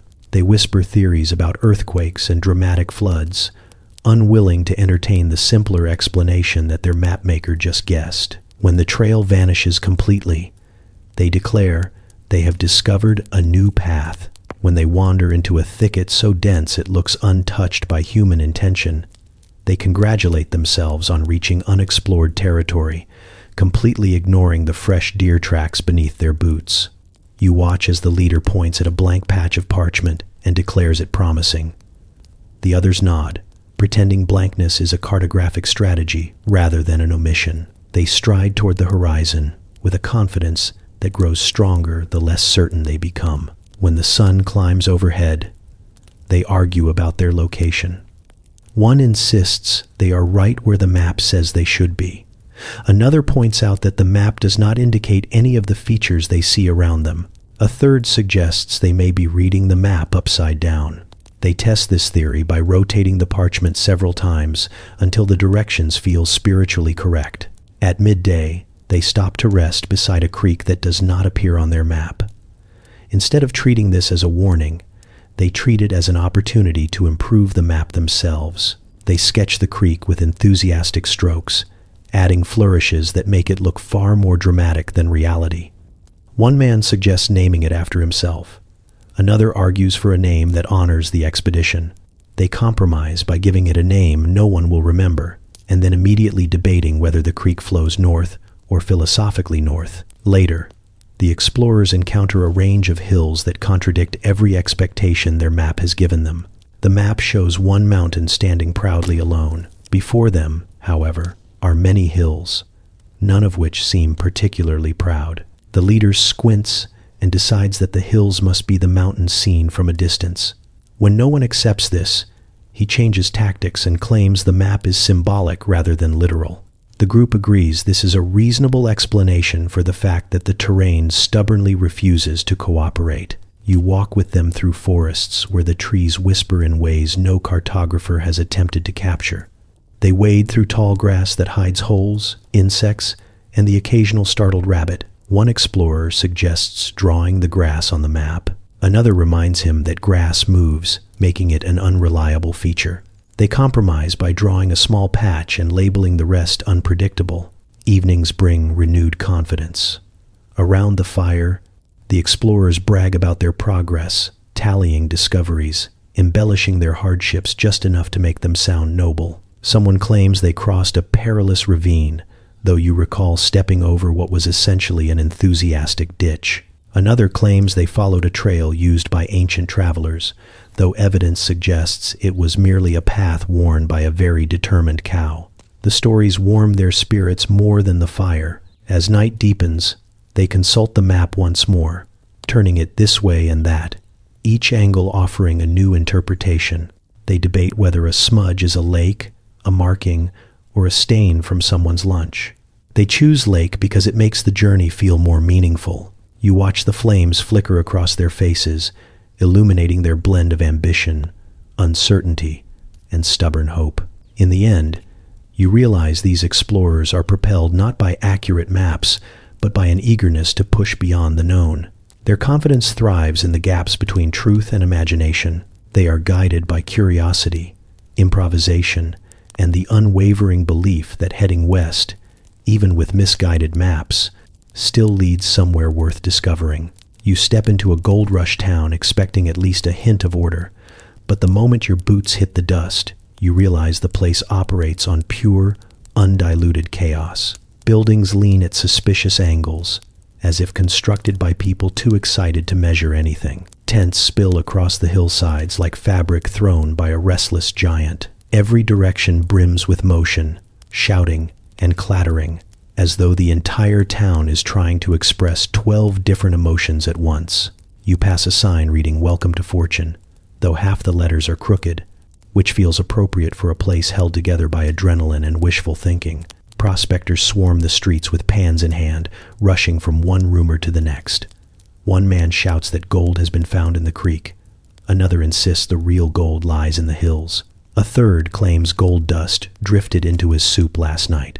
None of them attempt to verify anything before sprinting off toward the latest promise of riches. You watch as a group of men scramble toward the river, trip over each other, and plunge into the water with the grace of startled cattle. Moments later, they argue about who disturbed whose perfect concentration, even though none of them have managed a single pan swirl yet. Saloons crowd the main street, their doors swinging endlessly as miners rush in and out with pockets full or empty, depending on the hour. Piano music competes with shouting, laughter, and occasional brawls that break out not from anger but from enthusiasm. You step inside one saloon long enough to witness a heated argument about the proper technique for finding gold. One man swears success lies in patience. Another argues it lies in instinct. A third says luck is purchased at the bar. They toast to their differences and go back to debating methods none of them have mastered. Outside, merchants hawk tools with the desperation of people who know the real gold is sitting in their crates. One sells pans guaranteed to reveal treasure. Another offers lucky shovels blessed by a man who appears to have blessed several hundred that morning. Someone advertises miracle dirt repellent boots, though the boots already look defeated by dust. Buyers snatch up supplies anyway, not because they trust the merchandise, but because in this town, buying equipment feels like participating in destiny. Along the edge of the camp, makeshift businesses spring up with the creativity of people who realize anything can be monetized if shouted loudly enough. A man offers gold-finding lessons for a generous fee, despite having found no gold himself. Another sells maps that promise secret locations, though each map looks suspiciously identical. A woman sets up a booth offering encouraging words for a small price. Her booth has the longest line of all. You wander to the riverbank, where prospectors dig with frantic devotion. They shovel dirt, sift it, fling it aside, then repeat the process with religious fervor. Every few minutes someone yells, "I see something." The crowd surges around them. Then they squint, sigh, and declare it was just a shiny rock pretending to be gold. No one seems discouraged. If anything, the disappointment fuels them, convincing them that success must be inches away. The determination is relentless, a kind of fever shared openly and proudly. Farther up the trail, a cluster of miners constructs a new settlement area. They hammer boards together with such haste that the buildings look like they are bracing for impact. Every structure serves multiple purposes because no one has time to define anything clearly. A restaurant doubles as a courtroom. A supply shop doubles as a stage. A tent hosts sermons in the morning and card games in the afternoon. You watch a preacher finish a stirring message about virtue, then immediately sit down to play a round of cards, insisting it builds fellowship. As evening falls, lanterns flicker across the town, and the chaotic energy settles into something almost warm. People gather around fires, telling exaggerated stories about the gold they will surely find tomorrow. One man claims he felt gold beneath his feet. Another swears he heard gold whispering to him. A third says gold appeared in a dream and promised to reveal itself soon. No one questions the logic because hope is the closest thing this town has to law. You sit among them, listening to the crackle of flames and the clinking of pans still being cleaned long after daylight has faded. The chaos no longer feels threatening. It feels intentional, as if the town survives, not despite disorder, but because of it. In this place, chaos is the currency. It drives ambition, fuels dreams, and keeps people chasing after something that may or may not exist just beyond the next bend in the river. And you realize that gold rush towns are not built on gold. They are built on the unstoppable momentum of people who believe fortune is waiting for them, even if fortune keeps moving. You arrive in a small town just as it prepares for its annual celebration of something called Lantern Hog Day, a holiday so cherished that no one can explain its origin without contradicting someone else in the room. The townsfolk bustle about with cheerful determination, hanging paper lanterns shaped vaguely like hogs, though most resemble lopsided pumpkins with ears. A committee of elders debates whether the hog in the original legend carried a lantern to guide travelers or swallowed a lantern during an unfortunate supper. They settle on both explanations, deciding that mystery adds charm. Children run through the streets wearing handmade costumes while adults rehearse the ceremonial hog call, a sound that falls somewhere between a cheer and a startled yelp. You watch as an elder clears his throat and announces that the call must be performed precisely at twilight for reasons he cannot remember. Someone suggests consulting the town records, but the records consist of a single page written in shaky handwriting that simply states important hog things. The crowd nods with approval, satisfied that tradition has been honored. As you wander the decorated streets, you pass a bakery offering pastries shaped like mythical creatures supposedly tied to the holiday's origin story. One pastry resembles a boar carrying a lantern. Another looks like a lantern carrying a boar. A third looks like the baker fell asleep while glazing. Customers buy them anyway, delighted to participate in a tradition whose details shift yearly. You overhear someone explain to a visitor that the holiday originated when a brave hog saved the town from winter darkness. Another insists it began when settlers mistook glowing mushrooms for hog eyes. A third claims the hog was actually a wise spirit sent to teach humility.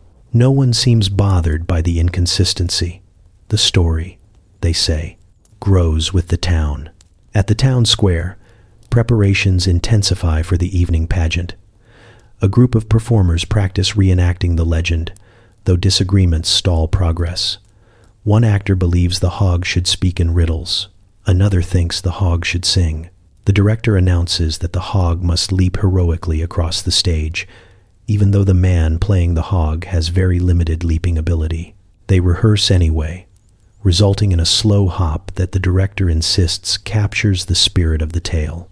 Spectators applaud, not for accuracy, but for enthusiasm. You drift toward a tent displaying artifacts supposedly linked to the legendary hog. One exhibit features a lantern said to be the original, though its construction suggests it was made only 10 years ago by someone with a fondness for decorative nails. Another display contains a patch of dirt labeled sacred ground, though no one knows why it is sacred or whether this patch is the correct one. A curator cheerfully explains that the purpose of the exhibit is not certainty, but celebration, and you begin to understand how myth can flourish when facts are optional. As twilight nears, the town gathers beneath strings of flickering lanterns. The air fills with anticipation. Elders step onto a platform to retell the legend, each taking turns embellishing the tale until it resembles a collaboration between poets and enthusiastic liars. They describe the hog glowing like dawn, guiding lost settlers through a storm of unimaginable size. They describe bravery, wisdom, and surprisingly effective hoofwork. The crowd listens, enthralled, though many people nod as if hearing this for the first time. Then comes the ceremonial hog call. The entire town inhales at once, then releases a sound so peculiar you cannot categorize it. It echoes off the hills, startling birds and confusing nearby livestock. The elders declare the call successful and proceed to light the lanterns. One by one, tiny flames flicker to life, casting warm light across the square. Children cheer. Adults sway with nostalgic pride. No one questions why the ritual matters. It matters because they have decided it does. After the lanterns glow brightly, the pageant begins. The actor playing the hog shuffles onto the stage, glowing from lantern light, delivering his lines with earnest conviction. The crowd applauds before he even speaks. The performance is clumsy, charming, and entirely devoted to honoring a story that may never have existed.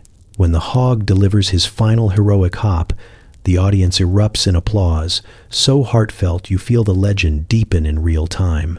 As night settles, people wander home with lanterns swinging in gentle arcs. You realize these small towns do not create holidays to preserve history. They create them to preserve identity, belonging, and the comforting idea that magic once brushed their lives. Whether the hog existed, whether it carried a lantern or swallowed one, whether the legend is centuries old or invented last generation does not matter.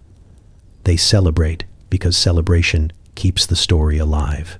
And in the warm glow of flickering lanterns, you see how a myth, unburdened by fact, can become the heartbeat of a community. You find yourself drifting into a dusty frontier settlement where the air tastes faintly of gunpowder, ambition, and whatever stew is bubbling in the pot behind the saloon. A crowd gathers near the general store, whispering in tones that wobble between awe and disbelief. They speak the name of a local outlaw as though he is both a menace and a minor miracle. A man who once robbed the same bank twice in one afternoon because he did not like how the teller looked at him. Someone claims he can shoot the wings off a fly. Another insists he cannot hit the broadside of a barn, but makes up for it with theatrical flair. You realize quickly that none of these stories are useful for forming a coherent picture of the man, but that seems to be the point. Posters nailed to nearby walls paint him with a jawline so sharp it could cut rope and eyes glowing like a desert sunrise. Though the only first-hand witness describes him as average in both build and hygiene, facts dissolve as easily as dust in wind, replaced by tales that grow every time someone retells them. Even the people who dislike him speak with a reluctant admiration, as if he represents a freedom they want, but do not trust themselves to handle. One woman swears he once rode into town atop a stolen stagecoach while juggling stolen coins. A man beside her refutes the story, explaining that he was definitely riding a mule, though the mule reportedly stole the coins. You wander to the edge of town where a group of young men practice imitating their idol. They twist their hats at the same jaunty angle they imagine he wears and rehearse mysterious stares that are meant to convey danger, but mostly convey constipation. A boy barely old enough to shave boasts that he will join the outlaws' gang someday. Another vows he will bring the outlaw to justice, so he too can become famous. The irony that both paths rely on the outlaw's continued existence seems lost on them. Across the street, a newspaper editor sits hunched over his desk, inventing fresh details to spice up tomorrow's article. He taps his pen, debating whether the outlaw leapt 30 feet between rooftops or 40. 30 feels believable. 40 sells more papers. He settles on 50, deciding readers deserve ambition. It becomes clear that outlaw fame is no accident. It is a collaboration between boredom, imagination, and people who need something exciting to talk about. Even now, the editor mutters the outlaw's name as if it is a melody he is determined to perfect. A stagecoach arrives, and passengers step off with eager faces, expecting to glimpse the legendary figure who turns this ordinary settlement into a stage for heroic misbehavior. One tourist asks if there is a museum dedicated to the outlaw. The townsfolk exchange glances. Someone suggests the saloon counts, since he once carved his initials into a bar stool. They gesture proudly to the wobbly stool inside, where a scratched letter might be an O or a Q or just a sloppy accident. but the tourists lean in reverently anyway. You move through the saloon where the bartender wipes glasses with the solemnity of a priest preparing for ritual. He tells a story about the outlaw playing poker with 3 sheriffs and walking away with their badges. A man nearby insists the outlaw never gambles because cards make him emotional. Their arguments escalate until you suspect they may be describing 2 different people entirely, but this does not bother them. The myth is the entertainment. Accuracy is optional. Late in the evening, a rider gallops into town announcing that the outlaw was spotted miles away. People cheer as if this is good news. The blacksmith pumps his fist. Children bounce excitedly. Even the sheriff, who should logically be distressed, mutters something that sounds suspiciously like admiration. You begin to understand that the outlaw is less a criminal and more a mascot for their collective yearning, a symbol of rebellion wrapped in an aura of impossible charm. As lanterns glow and the crowd drifts home, the stories continue in softer tones. Each tale grows bolder, stranger, and more unmoored from reality. You realize you will never know the true man behind the legend, because the legend is the point.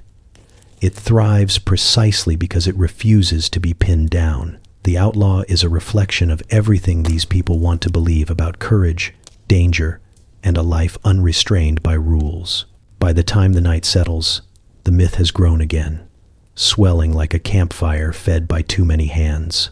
And somewhere out in the dark, a perfectly ordinary man rides through the wilderness, unaware that he has become larger than life, an accidental hero sculpted by a town hungry for wonder. You wander into a brick hall on the edge of a bustling 19th century town, drawn by the sound of enthusiastic chanting from inside. When you step through the doors, you find a group of grown men wearing elaborate aprons, embroidered sashes, and hats shaped like objects no hat should resemble.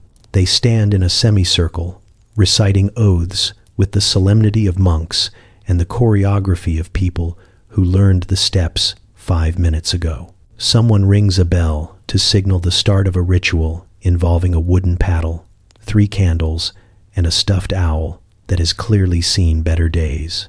No one explains what the owl symbolizes. No one asks. Tradition, you realize, thrives on confusion. As the ceremony ends, the men disperse to tables where they discuss national politics, family affairs, and whether the owl needs new glass eyes. You listen as they congratulate themselves on upholding the ancient values of their organization, though no one can articulate exactly what those values are. One insists it is fraternity. Another says it is charity. A third claims it is vigilance, though he cannot recall what they are meant to be vigilant about. They nod anyway, pleased by their collective dedication to something important, even if unnamed. Curiosity carries you to the next town over, where a women's society meets in a parlor filled with doilies, teacups, and a large portrait of a founder whose expression suggests she disapproved of everything, possibly including the portrait itself. The women gather around a round table to discuss their club's mission, which appears to involve promoting moral refinement through elaborate bake sales and heated debates about acceptable curtain fabrics. A woman reads aloud from a pamphlet titled Virtues of Domestic Harmony, and the group hums politely, though their eyes spark when the conversation shifts to gossip, a pastime so central to the club that one might consider it a sacred rite. You move on to a lodge famous for its secret handshake. Members greet each other with a gesture involving 3 taps, 2 twists, and an aggressive smile. They insist it is highly confidential, though they perform it in full view of anyone walking by. Inside, they hold meetings illuminated by lanterns shaped like mythical beasts. A man wearing a cape embroidered with lightning bolts lectures the group on the importance of unity.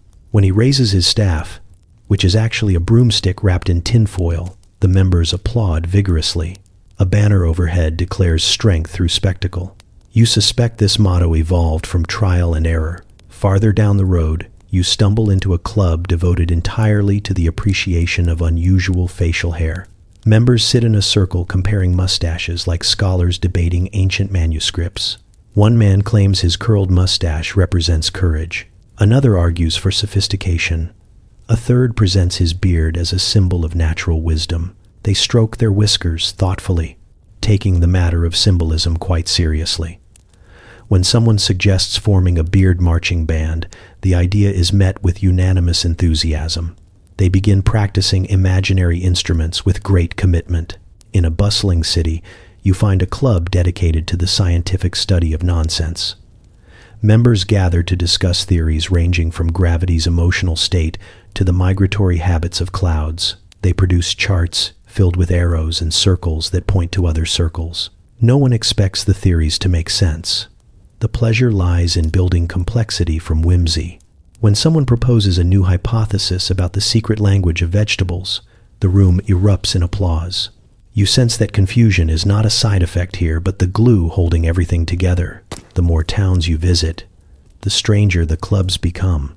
There are societies devoted to competitive whistling, parades of synchronized spoon tapping, scholarly examinations of imaginary creatures, and a club whose entire purpose is deciding the annual Best Hat Award, a competition marred by bitter rivalries and surprisingly passionate speeches. People join these groups not because they fill essential needs, but because they offer something rarer, a place to belong, a chance to participate in shared absurdity without question. As evening spreads across the landscape, you pause in a quiet town square where several club members from different societies mingle. A man in an owl hat chats with a woman holding a ceremonial teacup. Nearby, a cape-wearing lecturer gives advice to someone with a magnificent beard. No one seems troubled by the contradictions between their club identities. Instead, they share stories, laugh, and trade small tokens of membership as if exchanging pieces of themselves. Watching them, you realize these clubs flourish because people crave connection in a world that often feels too large. They build traditions from scraps of imagination, creating spaces where ordinary lives become theatrical, symbolic, even profound in their own eccentric ways. You leave the square with the sense that while the rituals may be strange and the symbols baffling, the desire behind them is deeply human. And in that strangeness, you find a kind of comfort, as if every club, no matter how peculiar, provides its members a small corner of belonging in a country constantly inventing itself. You step into a rapidly growing city, where brick, timber, and ambition stack themselves into skylines that seem to wobble under the weight of their own enthusiasm. Streets sprawl outward in crooked lines, as if the planners were guided by a compass with emotional issues. Everywhere you look, workers hammer, hoist, and haul with an energy that suggests they are building not just structures, but entire futures. Even though half the buildings appear to be arguing with gravity, you watch a group of men erect a wooden frame so tall and narrow it sways in the breeze like a nervous performer. The foreman assures everyone that the building will strengthen once the walls are added. The workers nod with confidence that feels more hopeful than factual. As you weave through the noise, you notice two kinds of builders: those who approach their work with meticulous precision, and those who treat construction like a daring conversation with physics. A bricklayer demonstrates perfect technique, aligning bricks with careful taps, while a man beside him confidently places bricks wherever they feel right. The second man explains that intuition trumps measurement. Though his section of wall leans as if attempting to escape, the foreman sighs and decides the wall can be corrected later, perhaps with prayers. You drift toward a half-finished bridge spanning a narrow canal. Engineers consult blueprints, gesturing at neat diagrams that depict a structure far more stable than the reality wobbling before you. One engineer insists the bridge will hold 100 people. A skeptical onlooker points out that the bridge groans under the weight of 2 pigeons. The engineer concedes nothing, explaining that the design includes a revolutionary load distribution technique no one has seen before. This, he says proudly, is innovation. The pigeons flutter off, perhaps sensing their responsibility for stability. Nearby, a group of workers hoists steel beams into place using ropes of questionable freshness. They chant to keep rhythm, though the rhythm occasionally falters when someone trips. As they secure a beam, it shifts slightly, causing everyone to freeze. After a tense moment, one man pats the beam gently as if soothing an unsettled animal. The others nod approvingly, declaring the beam tame. They move on with renewed vigor, ignoring the fact that the beam continues to quiver like a startled violin string. On another street, a building rises with impressive symmetry, the handiwork of an engineer rumored to design structures the way philosophers design arguments. Every joint is reinforced, every angle measured twice. Passers-by admire the craftsmanship, praising the building as a marvel of modern ingenuity. Yet directly across from it stands a structure that appears to be a stack of mismatched boxes, each added as an afterthought. When you ask a worker how the building stands, he shrugs and explains that it has personality. A gust of wind presses against it, and the entire structure creaks ominously, as though considering a dramatic collapse. The worker pats a post and tells it to stay strong. Streetcar tracks snake through the city, with elegant curves in some districts and bewildering zigzags in others. A conductor remarks proudly that the system allows passengers to travel from one end of the city to the other, though he warns that certain turns may cause sudden introspection. You watch a streetcar approach, its wheels screeching in protest as it navigates a corner so sharp it defies the concept of smooth travel. Passengers cling to railings with expressions equal parts thrill and mild nausea. As the day stretches on, scaffolding casts long shadows over shopkeepers, selling everything from bolts to pastries. Children weave between construction sites, treating piles of sand as mountains and discarded beams as balance challenges. The city hums with restless excitement, as if every rattling window and swaying framework contributes to a grand symphony of progress. Even the air feels charged, heavy with sawdust and ambition. At sunset, lamps flicker to life across unfinished terraces and crooked balconies. Workers gather for supper, their laughter echoing off buildings that may or may not survive the next strong storm. They trade stories of projects gone wrong and projects miraculously right.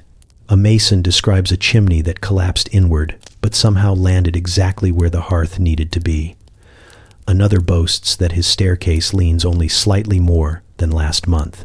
They speak with pride, aware that their work is imperfect yet undeniable proof of growth. You step back to take in the sprawling cityscape, its mixture of brilliance and bewilderment glowing softly beneath the dusk.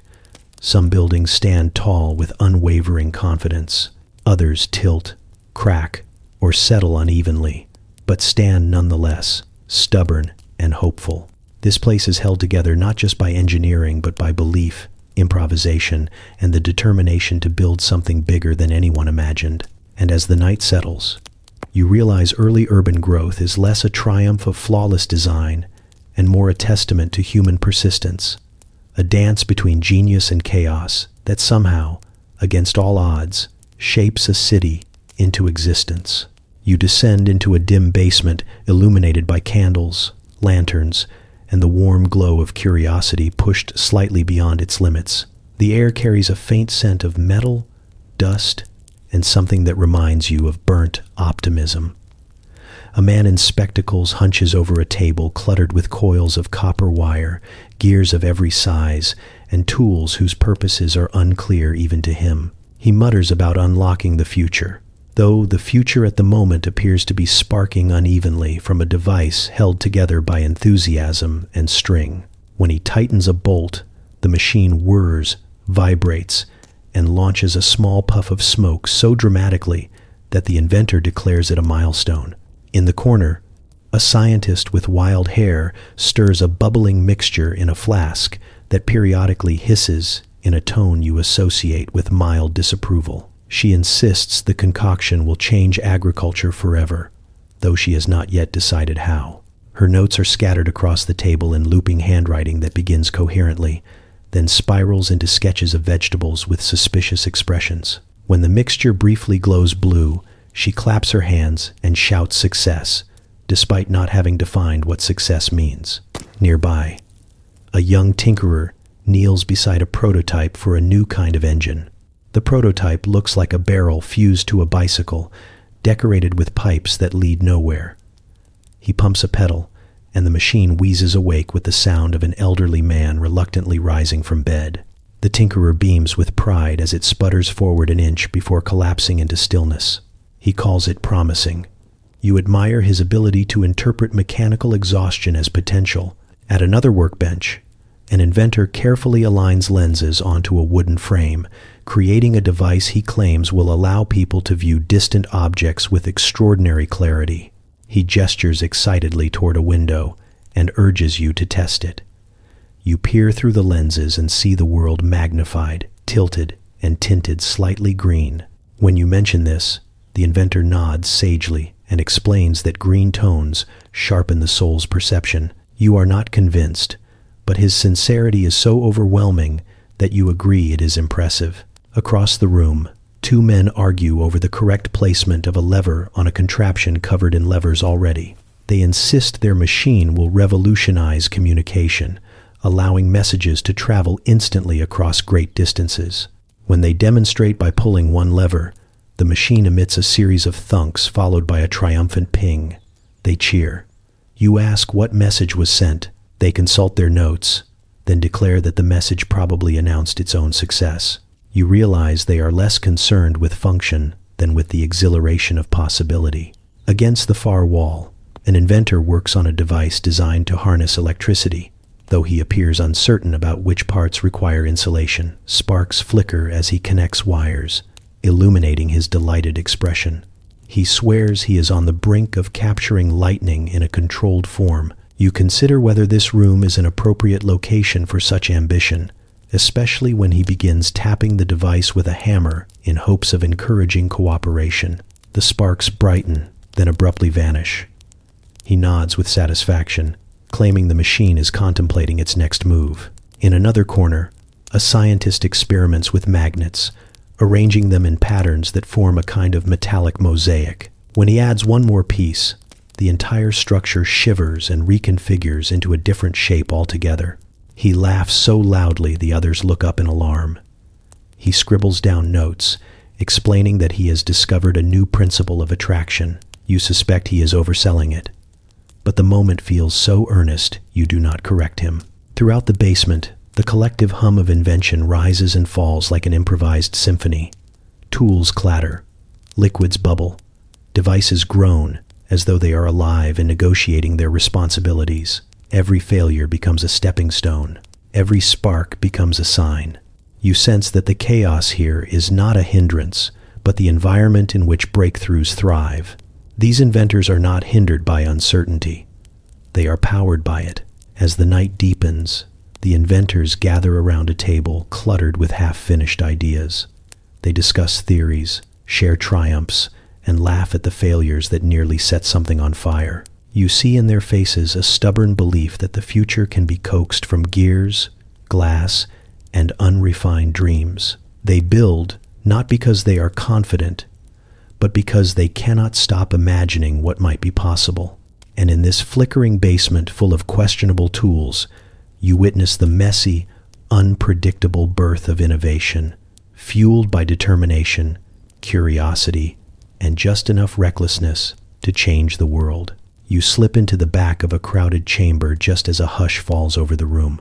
People lean forward, eager, puzzled, delighted, and mortified all at once, the perfect emotional palette for what appears to be a political scandal unraveling with the subtlety of a parade. At the center of the chaos stands a senator who insists he has been unfairly accused of misusing government funds, though the definition of misuse becomes hazier each time he explains it. He claims the expenses were essential for morale. Someone asks why morale required the purchase of a mechanical singing trout. He answers confidently that the trout boosted productivity. No one can identify whose productivity, but the senator presses on as though logic is a minor obstacle. Another representative bursts into the hall waving papers overhead, declaring he has evidence of a conspiracy involving missing office chairs. He accuses a rival of stealing them to sabotage the Committee on Interior Comfort. His rival returns fire by claiming the chairs were never stolen at all, but simply relocated to facilitate better thinking. This raises the question of whether thought can be improved by chair relocation, but no one sticks with that question long enough to reach an answer. Instead, the room erupts into multiple, overlapping arguments about upholstery, leadership integrity, and the ethics of excessive lumbar support.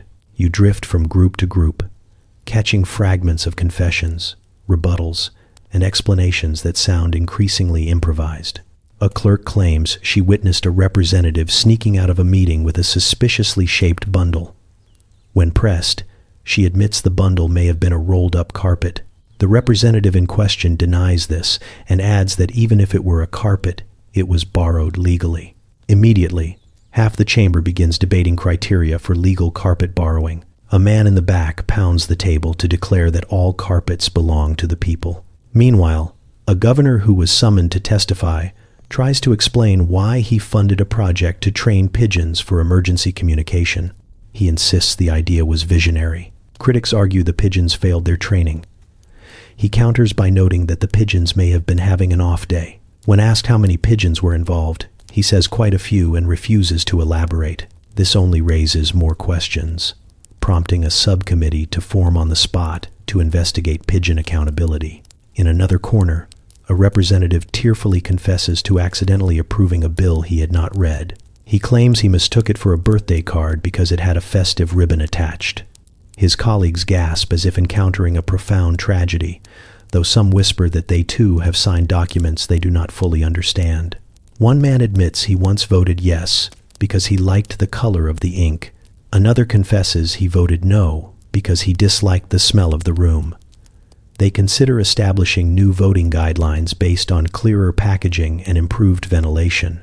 Through it all, reporters scratch notes furiously, trying to keep pace with the calamity unfolding like a series of unsupervised fires. Each revelation seems stranger than the last, yet no one appears particularly surprised. It is as though everyone has silently agreed that politics is at its most honest when it abandons dignity entirely. Scandal, it seems, has become a kind of folk entertainment, an ongoing performance where the audience is never quite sure whether to laugh, groan, or applaud. As arguments crescendo, a young aide rushes forward with an announcement that the missing office chairs have been found. They were stacked in a storage room for reasons no one remembers. The original accuser accuses the storage room itself of suspicious behavior. Laughter ripples through the chamber.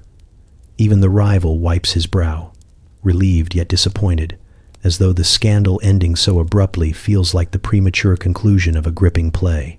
By the time the session adjourns, no one has resolved anything substantial. The mechanical trout still sings. The pigeons remain unaccounted for. The ribbon-wrapped bill sits on a desk, awaiting someone brave enough to read it. You linger as the politicians disperse, each one convinced the chaos was someone else's fault. Their disputes trail behind them like loose threads, ready to be woven into the next uproar. And as you walk out of the chamber, you realize that these scandals feel scripted, not because they lack authenticity, but because they reveal the full theatrical depth of human ambition, insecurity, and improvisation. In this world, politics is less about order and more about the endlessly creative ways people find to step on their own feet while insisting they are dancing. You find yourself standing in the hallway of a bustling state capitol just as a governor bursts from his office with the energy of a man fueled by equal parts inspiration and dangerously strong coffee. His staff scrambles after him, clutching notebooks, quills, maps, and the collective hope that whatever idea he unveils will require fewer emergency meetings than the last one. He strides down the hallway declaring that he has solved transportation forever, and his staff stiffens because the last time he said this, he suggested citizens ride in giant rolling barrels. Today, he unveils a sketch of elevated walkways suspended from balloons. The staff stares at the drawing, struggling to find a polite way to ask if wind has been factored in. The governor assures them that bold ideas do not require details at the start. Sometimes details bloom later. You linger as the idea spreads through the room. Advisors whisper frantically. One mutters that balloons can be unpredictable. Another insists citizens are resilient. A third quietly asks whether floating sidewalks count as infrastructure or air travel. Before anyone reaches a conclusion, the governor announces that they will move on to his second initiative, this one concerning wildlife. He explains that squirrels should be trained to distribute acorns strategically across state forests. His staff blinks in unison. The governor clarifies that such training could improve reforestation. Someone gently points out that squirrels already distribute acorns. The governor waves this away, convinced squirrels require formal guidance. In the next meeting room, another governor prepares to unveil his own grand plan. He speaks with reverence as he introduces the idea of building a gigantic fountain in the town square, one that shoots water so high it can be seen from neighboring states. His staff quickly calculates the amount of water required and begins imagining catastrophic gusts of wind. The governor remains undeterred. He declares that monumental fountains inspire civic pride. An aide lightly reminds him that citizens are currently concerned about broken roads. The governor nods thoughtfully and decides the fountain should be even larger, perhaps adding colored lights. His staff writes this down very slowly, as if hoping delay will save them. You wander into another governor's office, where a team of exhausted aides circles a chalkboard filled with diagrams representing an ambitious agricultural reform plan. The governor explains that farms should rotate crops in a spiral pattern to encourage positive energy flow. When asked what positive energy means, he smiles serenely and says it is self-explanatory. His staff tries to determine whether spiral planting will confuse horses. The governor is already outlining a second phase of the plan that involves musical instruments placed in fields to encourage crop morale. His aides scribble notes while silently negotiating which instrument will frighten livestock the least. Farther down the hall, a governor reviews a proposal for the state's economy. He believes prosperity can be achieved by encouraging every household to adopt a goat. When questioned about practical challenges, he insists that goats provide companionship, lawn maintenance, and potential side income. The staff attempts to calculate how many goats exist in the region. The governor interrupts, explaining that goats will naturally appear as enthusiasm grows. His staff stares at him, wondering if a leader can manifest livestock through sheer willpower. As afternoon deepens, you watch all these governors gather for a joint press conference. Each steps to the podium with the confidence of someone absolutely convinced their idea is the key to a glorious future. Floating sidewalks, monumental fountains, spiral farms, goat economies. They smile at the crowd as if unveiling the next era of civilization. Behind them, their staff stands with composed expressions masking the internal storm of logistics, budgets, and the haunting question of whether sleep has become a luxury. You follow the staff afterward as they scramble to draft polite explanations, adjust expectations, and quietly redirect resources toward plans that may actually work. They work late into the night, lanterns glowing across the tables, determination steady despite the absurdity. You sense their weary pride, because even wild ideas contain sparks worth shaping. And sometimes, beneath the impractical dreams, lies a kernel of innovation that might one day grow into something real. As you leave the capital, the air hums with ambition, chaos, and the unmistakable human tendency to dream too big and too strangely. You realize these governors push ideas not because they lack sense, but because possibility feels irresistible, and their staff, caught between vision and reality, carries the quiet burden of turning wildness into progress. You wander into a cluttered workshop where gears, springs, and half-assembled contraptions cover every surface like artifacts from a future that changed its mind halfway through being invented. The first inventor you meet beams with pride as he unveils his latest creation, a device designed to fold socks automatically. The machine resembles a small wooden cage filled with metal arms, each jerking in a pattern that suggests confusion more than intelligence. He places a sock inside. The machine twitches, whirs, and launches the sock across the room. The inventor claps with delight, declaring that it demonstrates excellent enthusiasm. You suspect enthusiasm was not the intended function, but he is already sketching improvements with the zeal of a man who refuses to be hindered by details. In the next corner, a woman hovers over a device meant to wake heavy sleepers by gently shaking their beds. She turns it on, and the entire bed frame shudders with such violent determination that you fear it may escape the workshop entirely. She nods thoughtfully, adjusting a lever and making a note that reads too assertive. With a few more tweaks, the device softens into a gentle nudge that still manages to toss a pillow into the air. She calls it promising and moves on, already imagining a version that can also brew coffee. Nearby, another inventor is testing a machine meant to sharpen pencils. The device is large enough to sharpen logs, constructed with what appears to be repurposed farm equipment. He feeds a pencil into the opening, and the machine emits a triumphant roar before spitting out something that resembles a wooden toothpick with ambitions. He proudly describes the machine as precise. You watch it chew 3 more pencils into splinters before he admits precision might be a future goal. In a quieter corner, a young inventor whispers to a contraption shaped like an oversized beetle. She explains that it is a mechanical messenger designed to scuttle across town, delivering notes without tiring or losing focus. When she winds it up, the beetle scurries forward, pauses, turns in a circle, and then sprints toward a wall with unwavering commitment. It bumps into the wall and continues pushing with stubborn determination. She smiles proudly, explaining that determination is crucial for messengers. You refrain from mentioning that direction might matter too.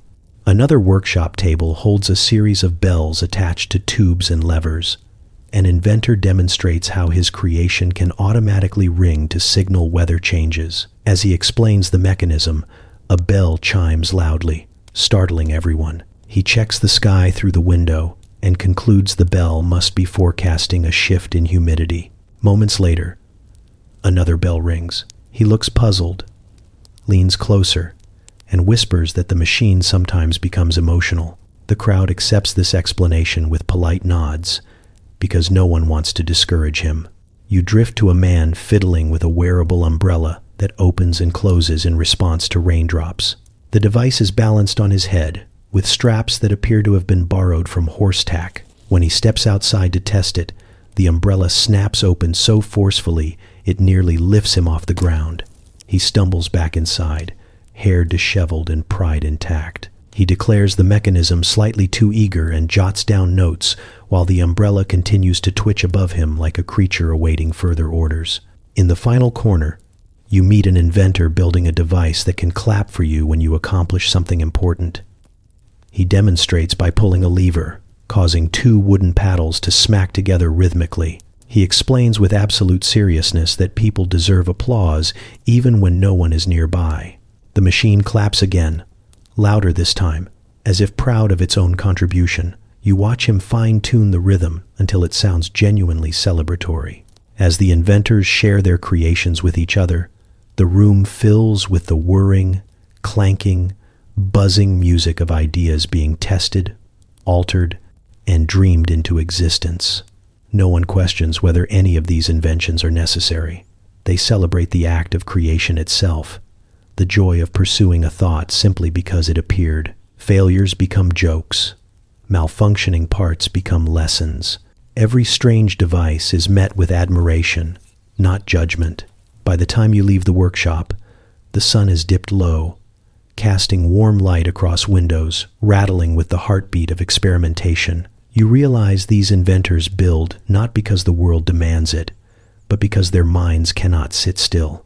They create because imagination insists on expression, no matter how impractical, unnecessary, or delightfully chaotic the result may be. And in their cluttered workshops, surrounded by sparks of possibility, innovation becomes not a destination, but a constant, joyful impulse. You arrive in a bustling town square just as trumpets blare with heroic enthusiasm, announcing the start of a parade so extravagant it suggests something monumental is being commemorated. Townsfolk line the streets, waving flags, cheering, and tossing confetti that sparkles in the sunlight. You glance at a banner stretched across the main road, proclaiming the annual celebration of the Great Turnip Uprising. A child beside you proudly explains that the uprising was a pivotal moment in local history. Though when pressed, she admits no one really knows what happened. You suspect nothing at all happened, but the parade proceeds with such confidence that doubt feels impolite. At the front of the procession marches a group of actors dressed as rebellious turnips, each wearing a painted burlap sack and carrying wooden pitchforks. They shout slogans about root vegetable independence, while the crowd roars with approval. An older man whispers excitedly that his grandfather fought bravely in the uprising, though he cannot recall which side he supported. You watch as the actors break into a choreographed routine involving slow lunges and dramatic rolling. The crowd gasps, applauds, and leans forward as though watching a historical reenactment rather than an imagination set free in costume form. Behind them rolls a grand float, displaying a glittering replica of a turnip throne, atop which a performer sits with regal posture.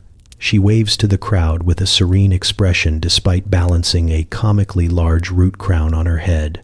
Onlookers place hands over their hearts, overcome with patriotic sentiment. You overhear someone explaining that the Turnip Queen once united the territory through diplomacy and root-based wisdom. When a friend questions whether queens existed in the region, the explanation shifts seamlessly to symbolic queenship, which seems both vague and sufficient.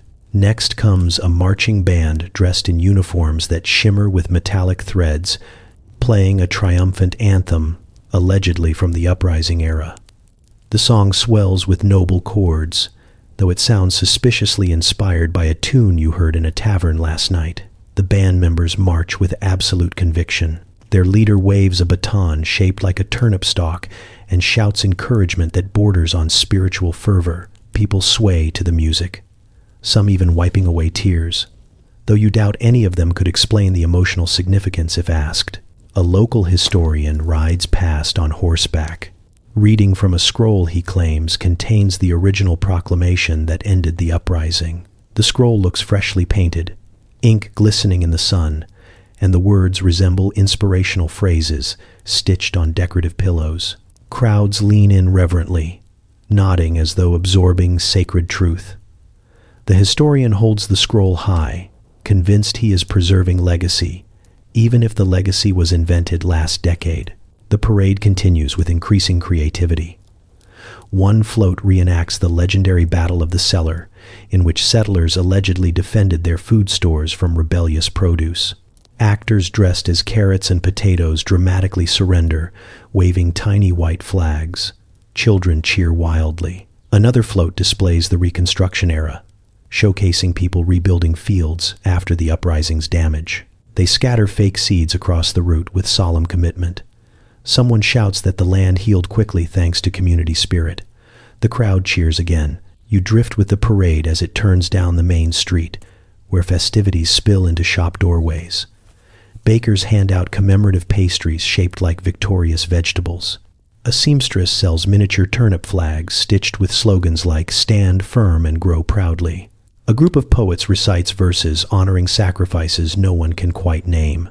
Every participant seems certain that the celebration protects something sacred, though the details remain delightfully fuzzy. As the parade reaches its finale, the mayor steps onto a stage adorned with garlands of purple and green. She delivers a stirring speech about courage, unity, and the lessons learned from an uprising that absolutely did not occur. The crowd listens with rapt devotion, nodding at each dramatic pause.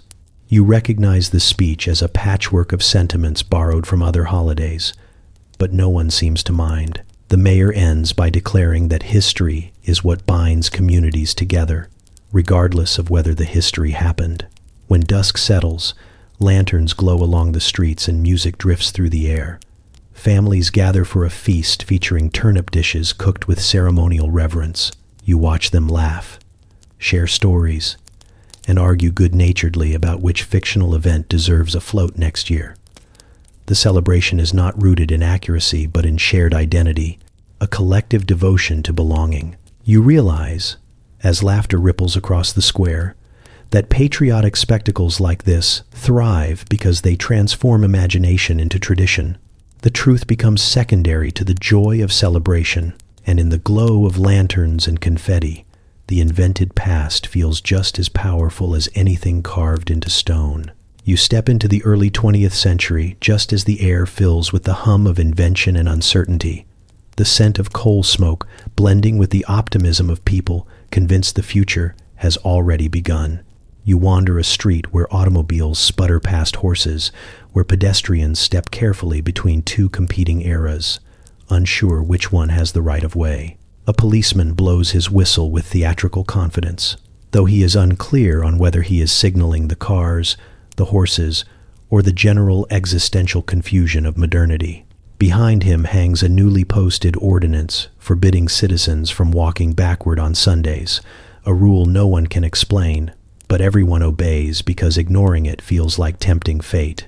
You continue to drift and find yourself in a laboratory filled with earnest scientists, testing inventions that appear both promising and deeply questionable. One man adjusts a suit covered in metal plates and declares it the future of personal aviation. When he jumps from a small platform, the suit clatters loudly, refusing to fly, instead offering him a harsh introduction to the floor.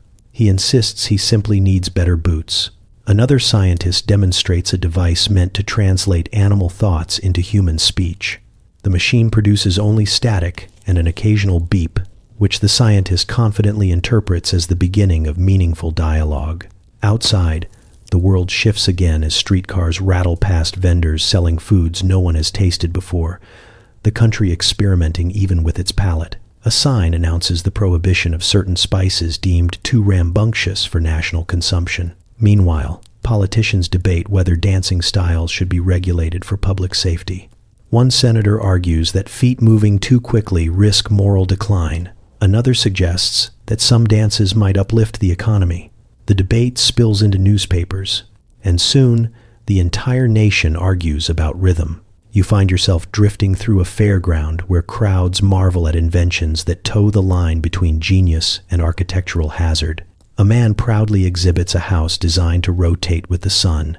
When it begins rotating slightly faster than intended, visitors cling to furniture while he assures them acceleration is part of the charm. Nearby, a woman demonstrates an early attempt at robotic housekeeping.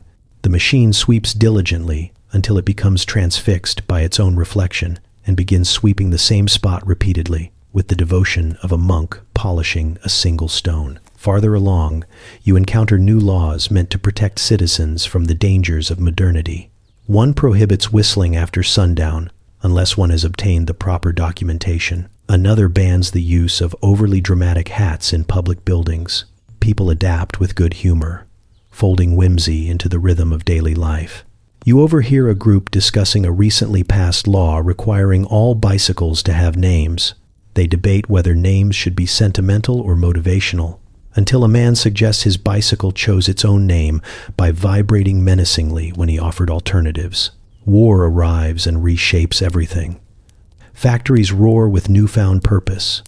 People gather around radios that crackle with news they strain to understand, the nation reinventing unity through shared static. You watch as communities organize drives, ration supplies, and navigate uncertainty with a determination both humble and fierce. After the war, the world changes again. Fashion loosens. Music leans forward. The air itself begins to vibrate with possibility as people build suburbs, highways, and expectations larger than anything previously imagined. You drift into the 50s where optimism becomes structured, laminated, and mass-produced. Posters encourage conformity with cheerful illustrations. Children assemble model rockets as though preparing for cosmic citizenship. Scientists test new household chemicals with the enthusiasm of explorers discovering continents, unaware that some of their miraculous solutions come with unintended consequences. Meanwhile, the government quietly debates rules about which colors of lawn furniture best represent national values. The 60s erupt in a whirlwind of sound, dissent, and reinvention. You watch as young people challenge old assumptions, pushing the nation into a conversation it did not expect, but desperately needs. Laws evolve, sometimes stumbling forward, sometimes tripping over contradictions. Experiments in culture, science, and governance cascade across the decade. Not all succeed, but even failures spark movement. Progress often looks like chaos viewed too closely. Across the decades, you notice a pattern. Each era crafts rules because it fears the unknown, then breaks them because curiosity wins. Each generation experiments wildly, fails spectacularly, and then chooses to keep the few things that actually work. Reinvention sneaks in through back doors, emerging from ideas dismissed as too odd, too bold, or too premature. And as the century draws toward its end, you stand in a world transformed by mistakes, marvels, and moments of spontaneous creation. You realize the nation never stops tinkering with itself, never stops rewriting its own instructions, never stops testing the boundaries of what it could be. Reinvention is not an event here, it is the atmosphere, woven into every law, every experiment, every era that rushes forward faster than anyone can fully understand. You breathe in that atmosphere, tasting both the uncertainty and the promise, and drift onward into whatever the country imagines next.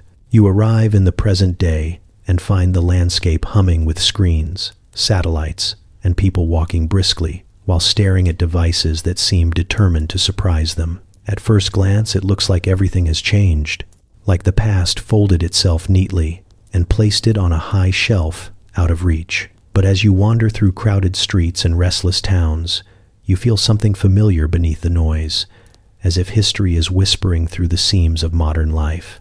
The same cheerful chaos that once paraded through turnip festivals and experimental laboratories now pulses through digital feeds, headline scrolls, and trends that bloom and vanish in a week.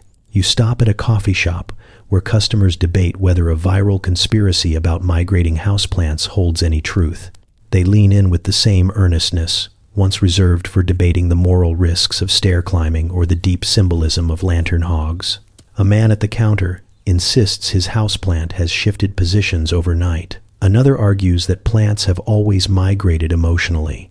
The conversation spirals until someone cites an influencer who claims to have interviewed a particularly insightful fern.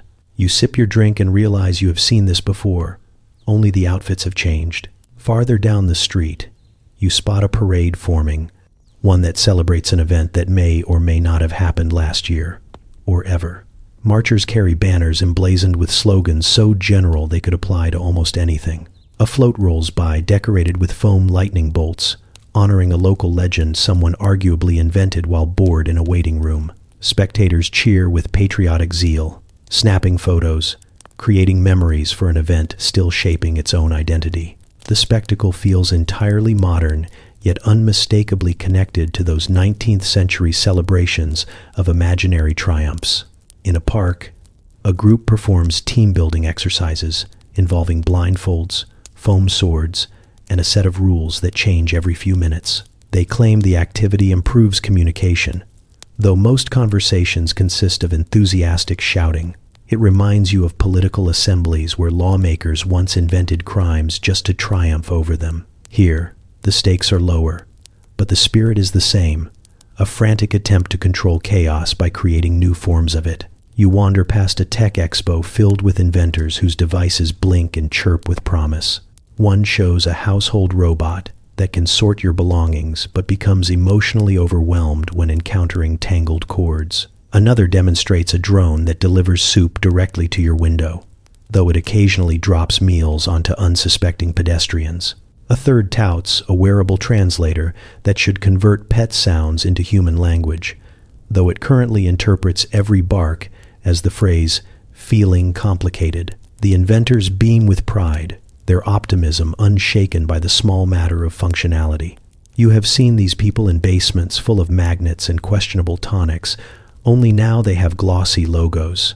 On a nearby corner, someone live streams a monologue about national identity, passionately arguing that the country must return to its roots, though no one can agree which roots those are. Comments flood in from strangers across the map, some supportive, some bewildered, many simply curious about the speaker's hat. The conversation shifts rapidly, dissolving into debates about snacks, fashion, and whether cows experience nostalgia. It feels chaotic, absurd, and strangely sincere, a digital echo of countless town meetings where history shaped itself through argument and improvisation. As evening settles, you drift into a quiet neighborhood lit by porch lights and humming air conditioners. Families gather around screens, laughing at jokes that spread faster than any stagecoach rumor ever could. Children ask questions about the world that adults answer with confidence or creative deflection.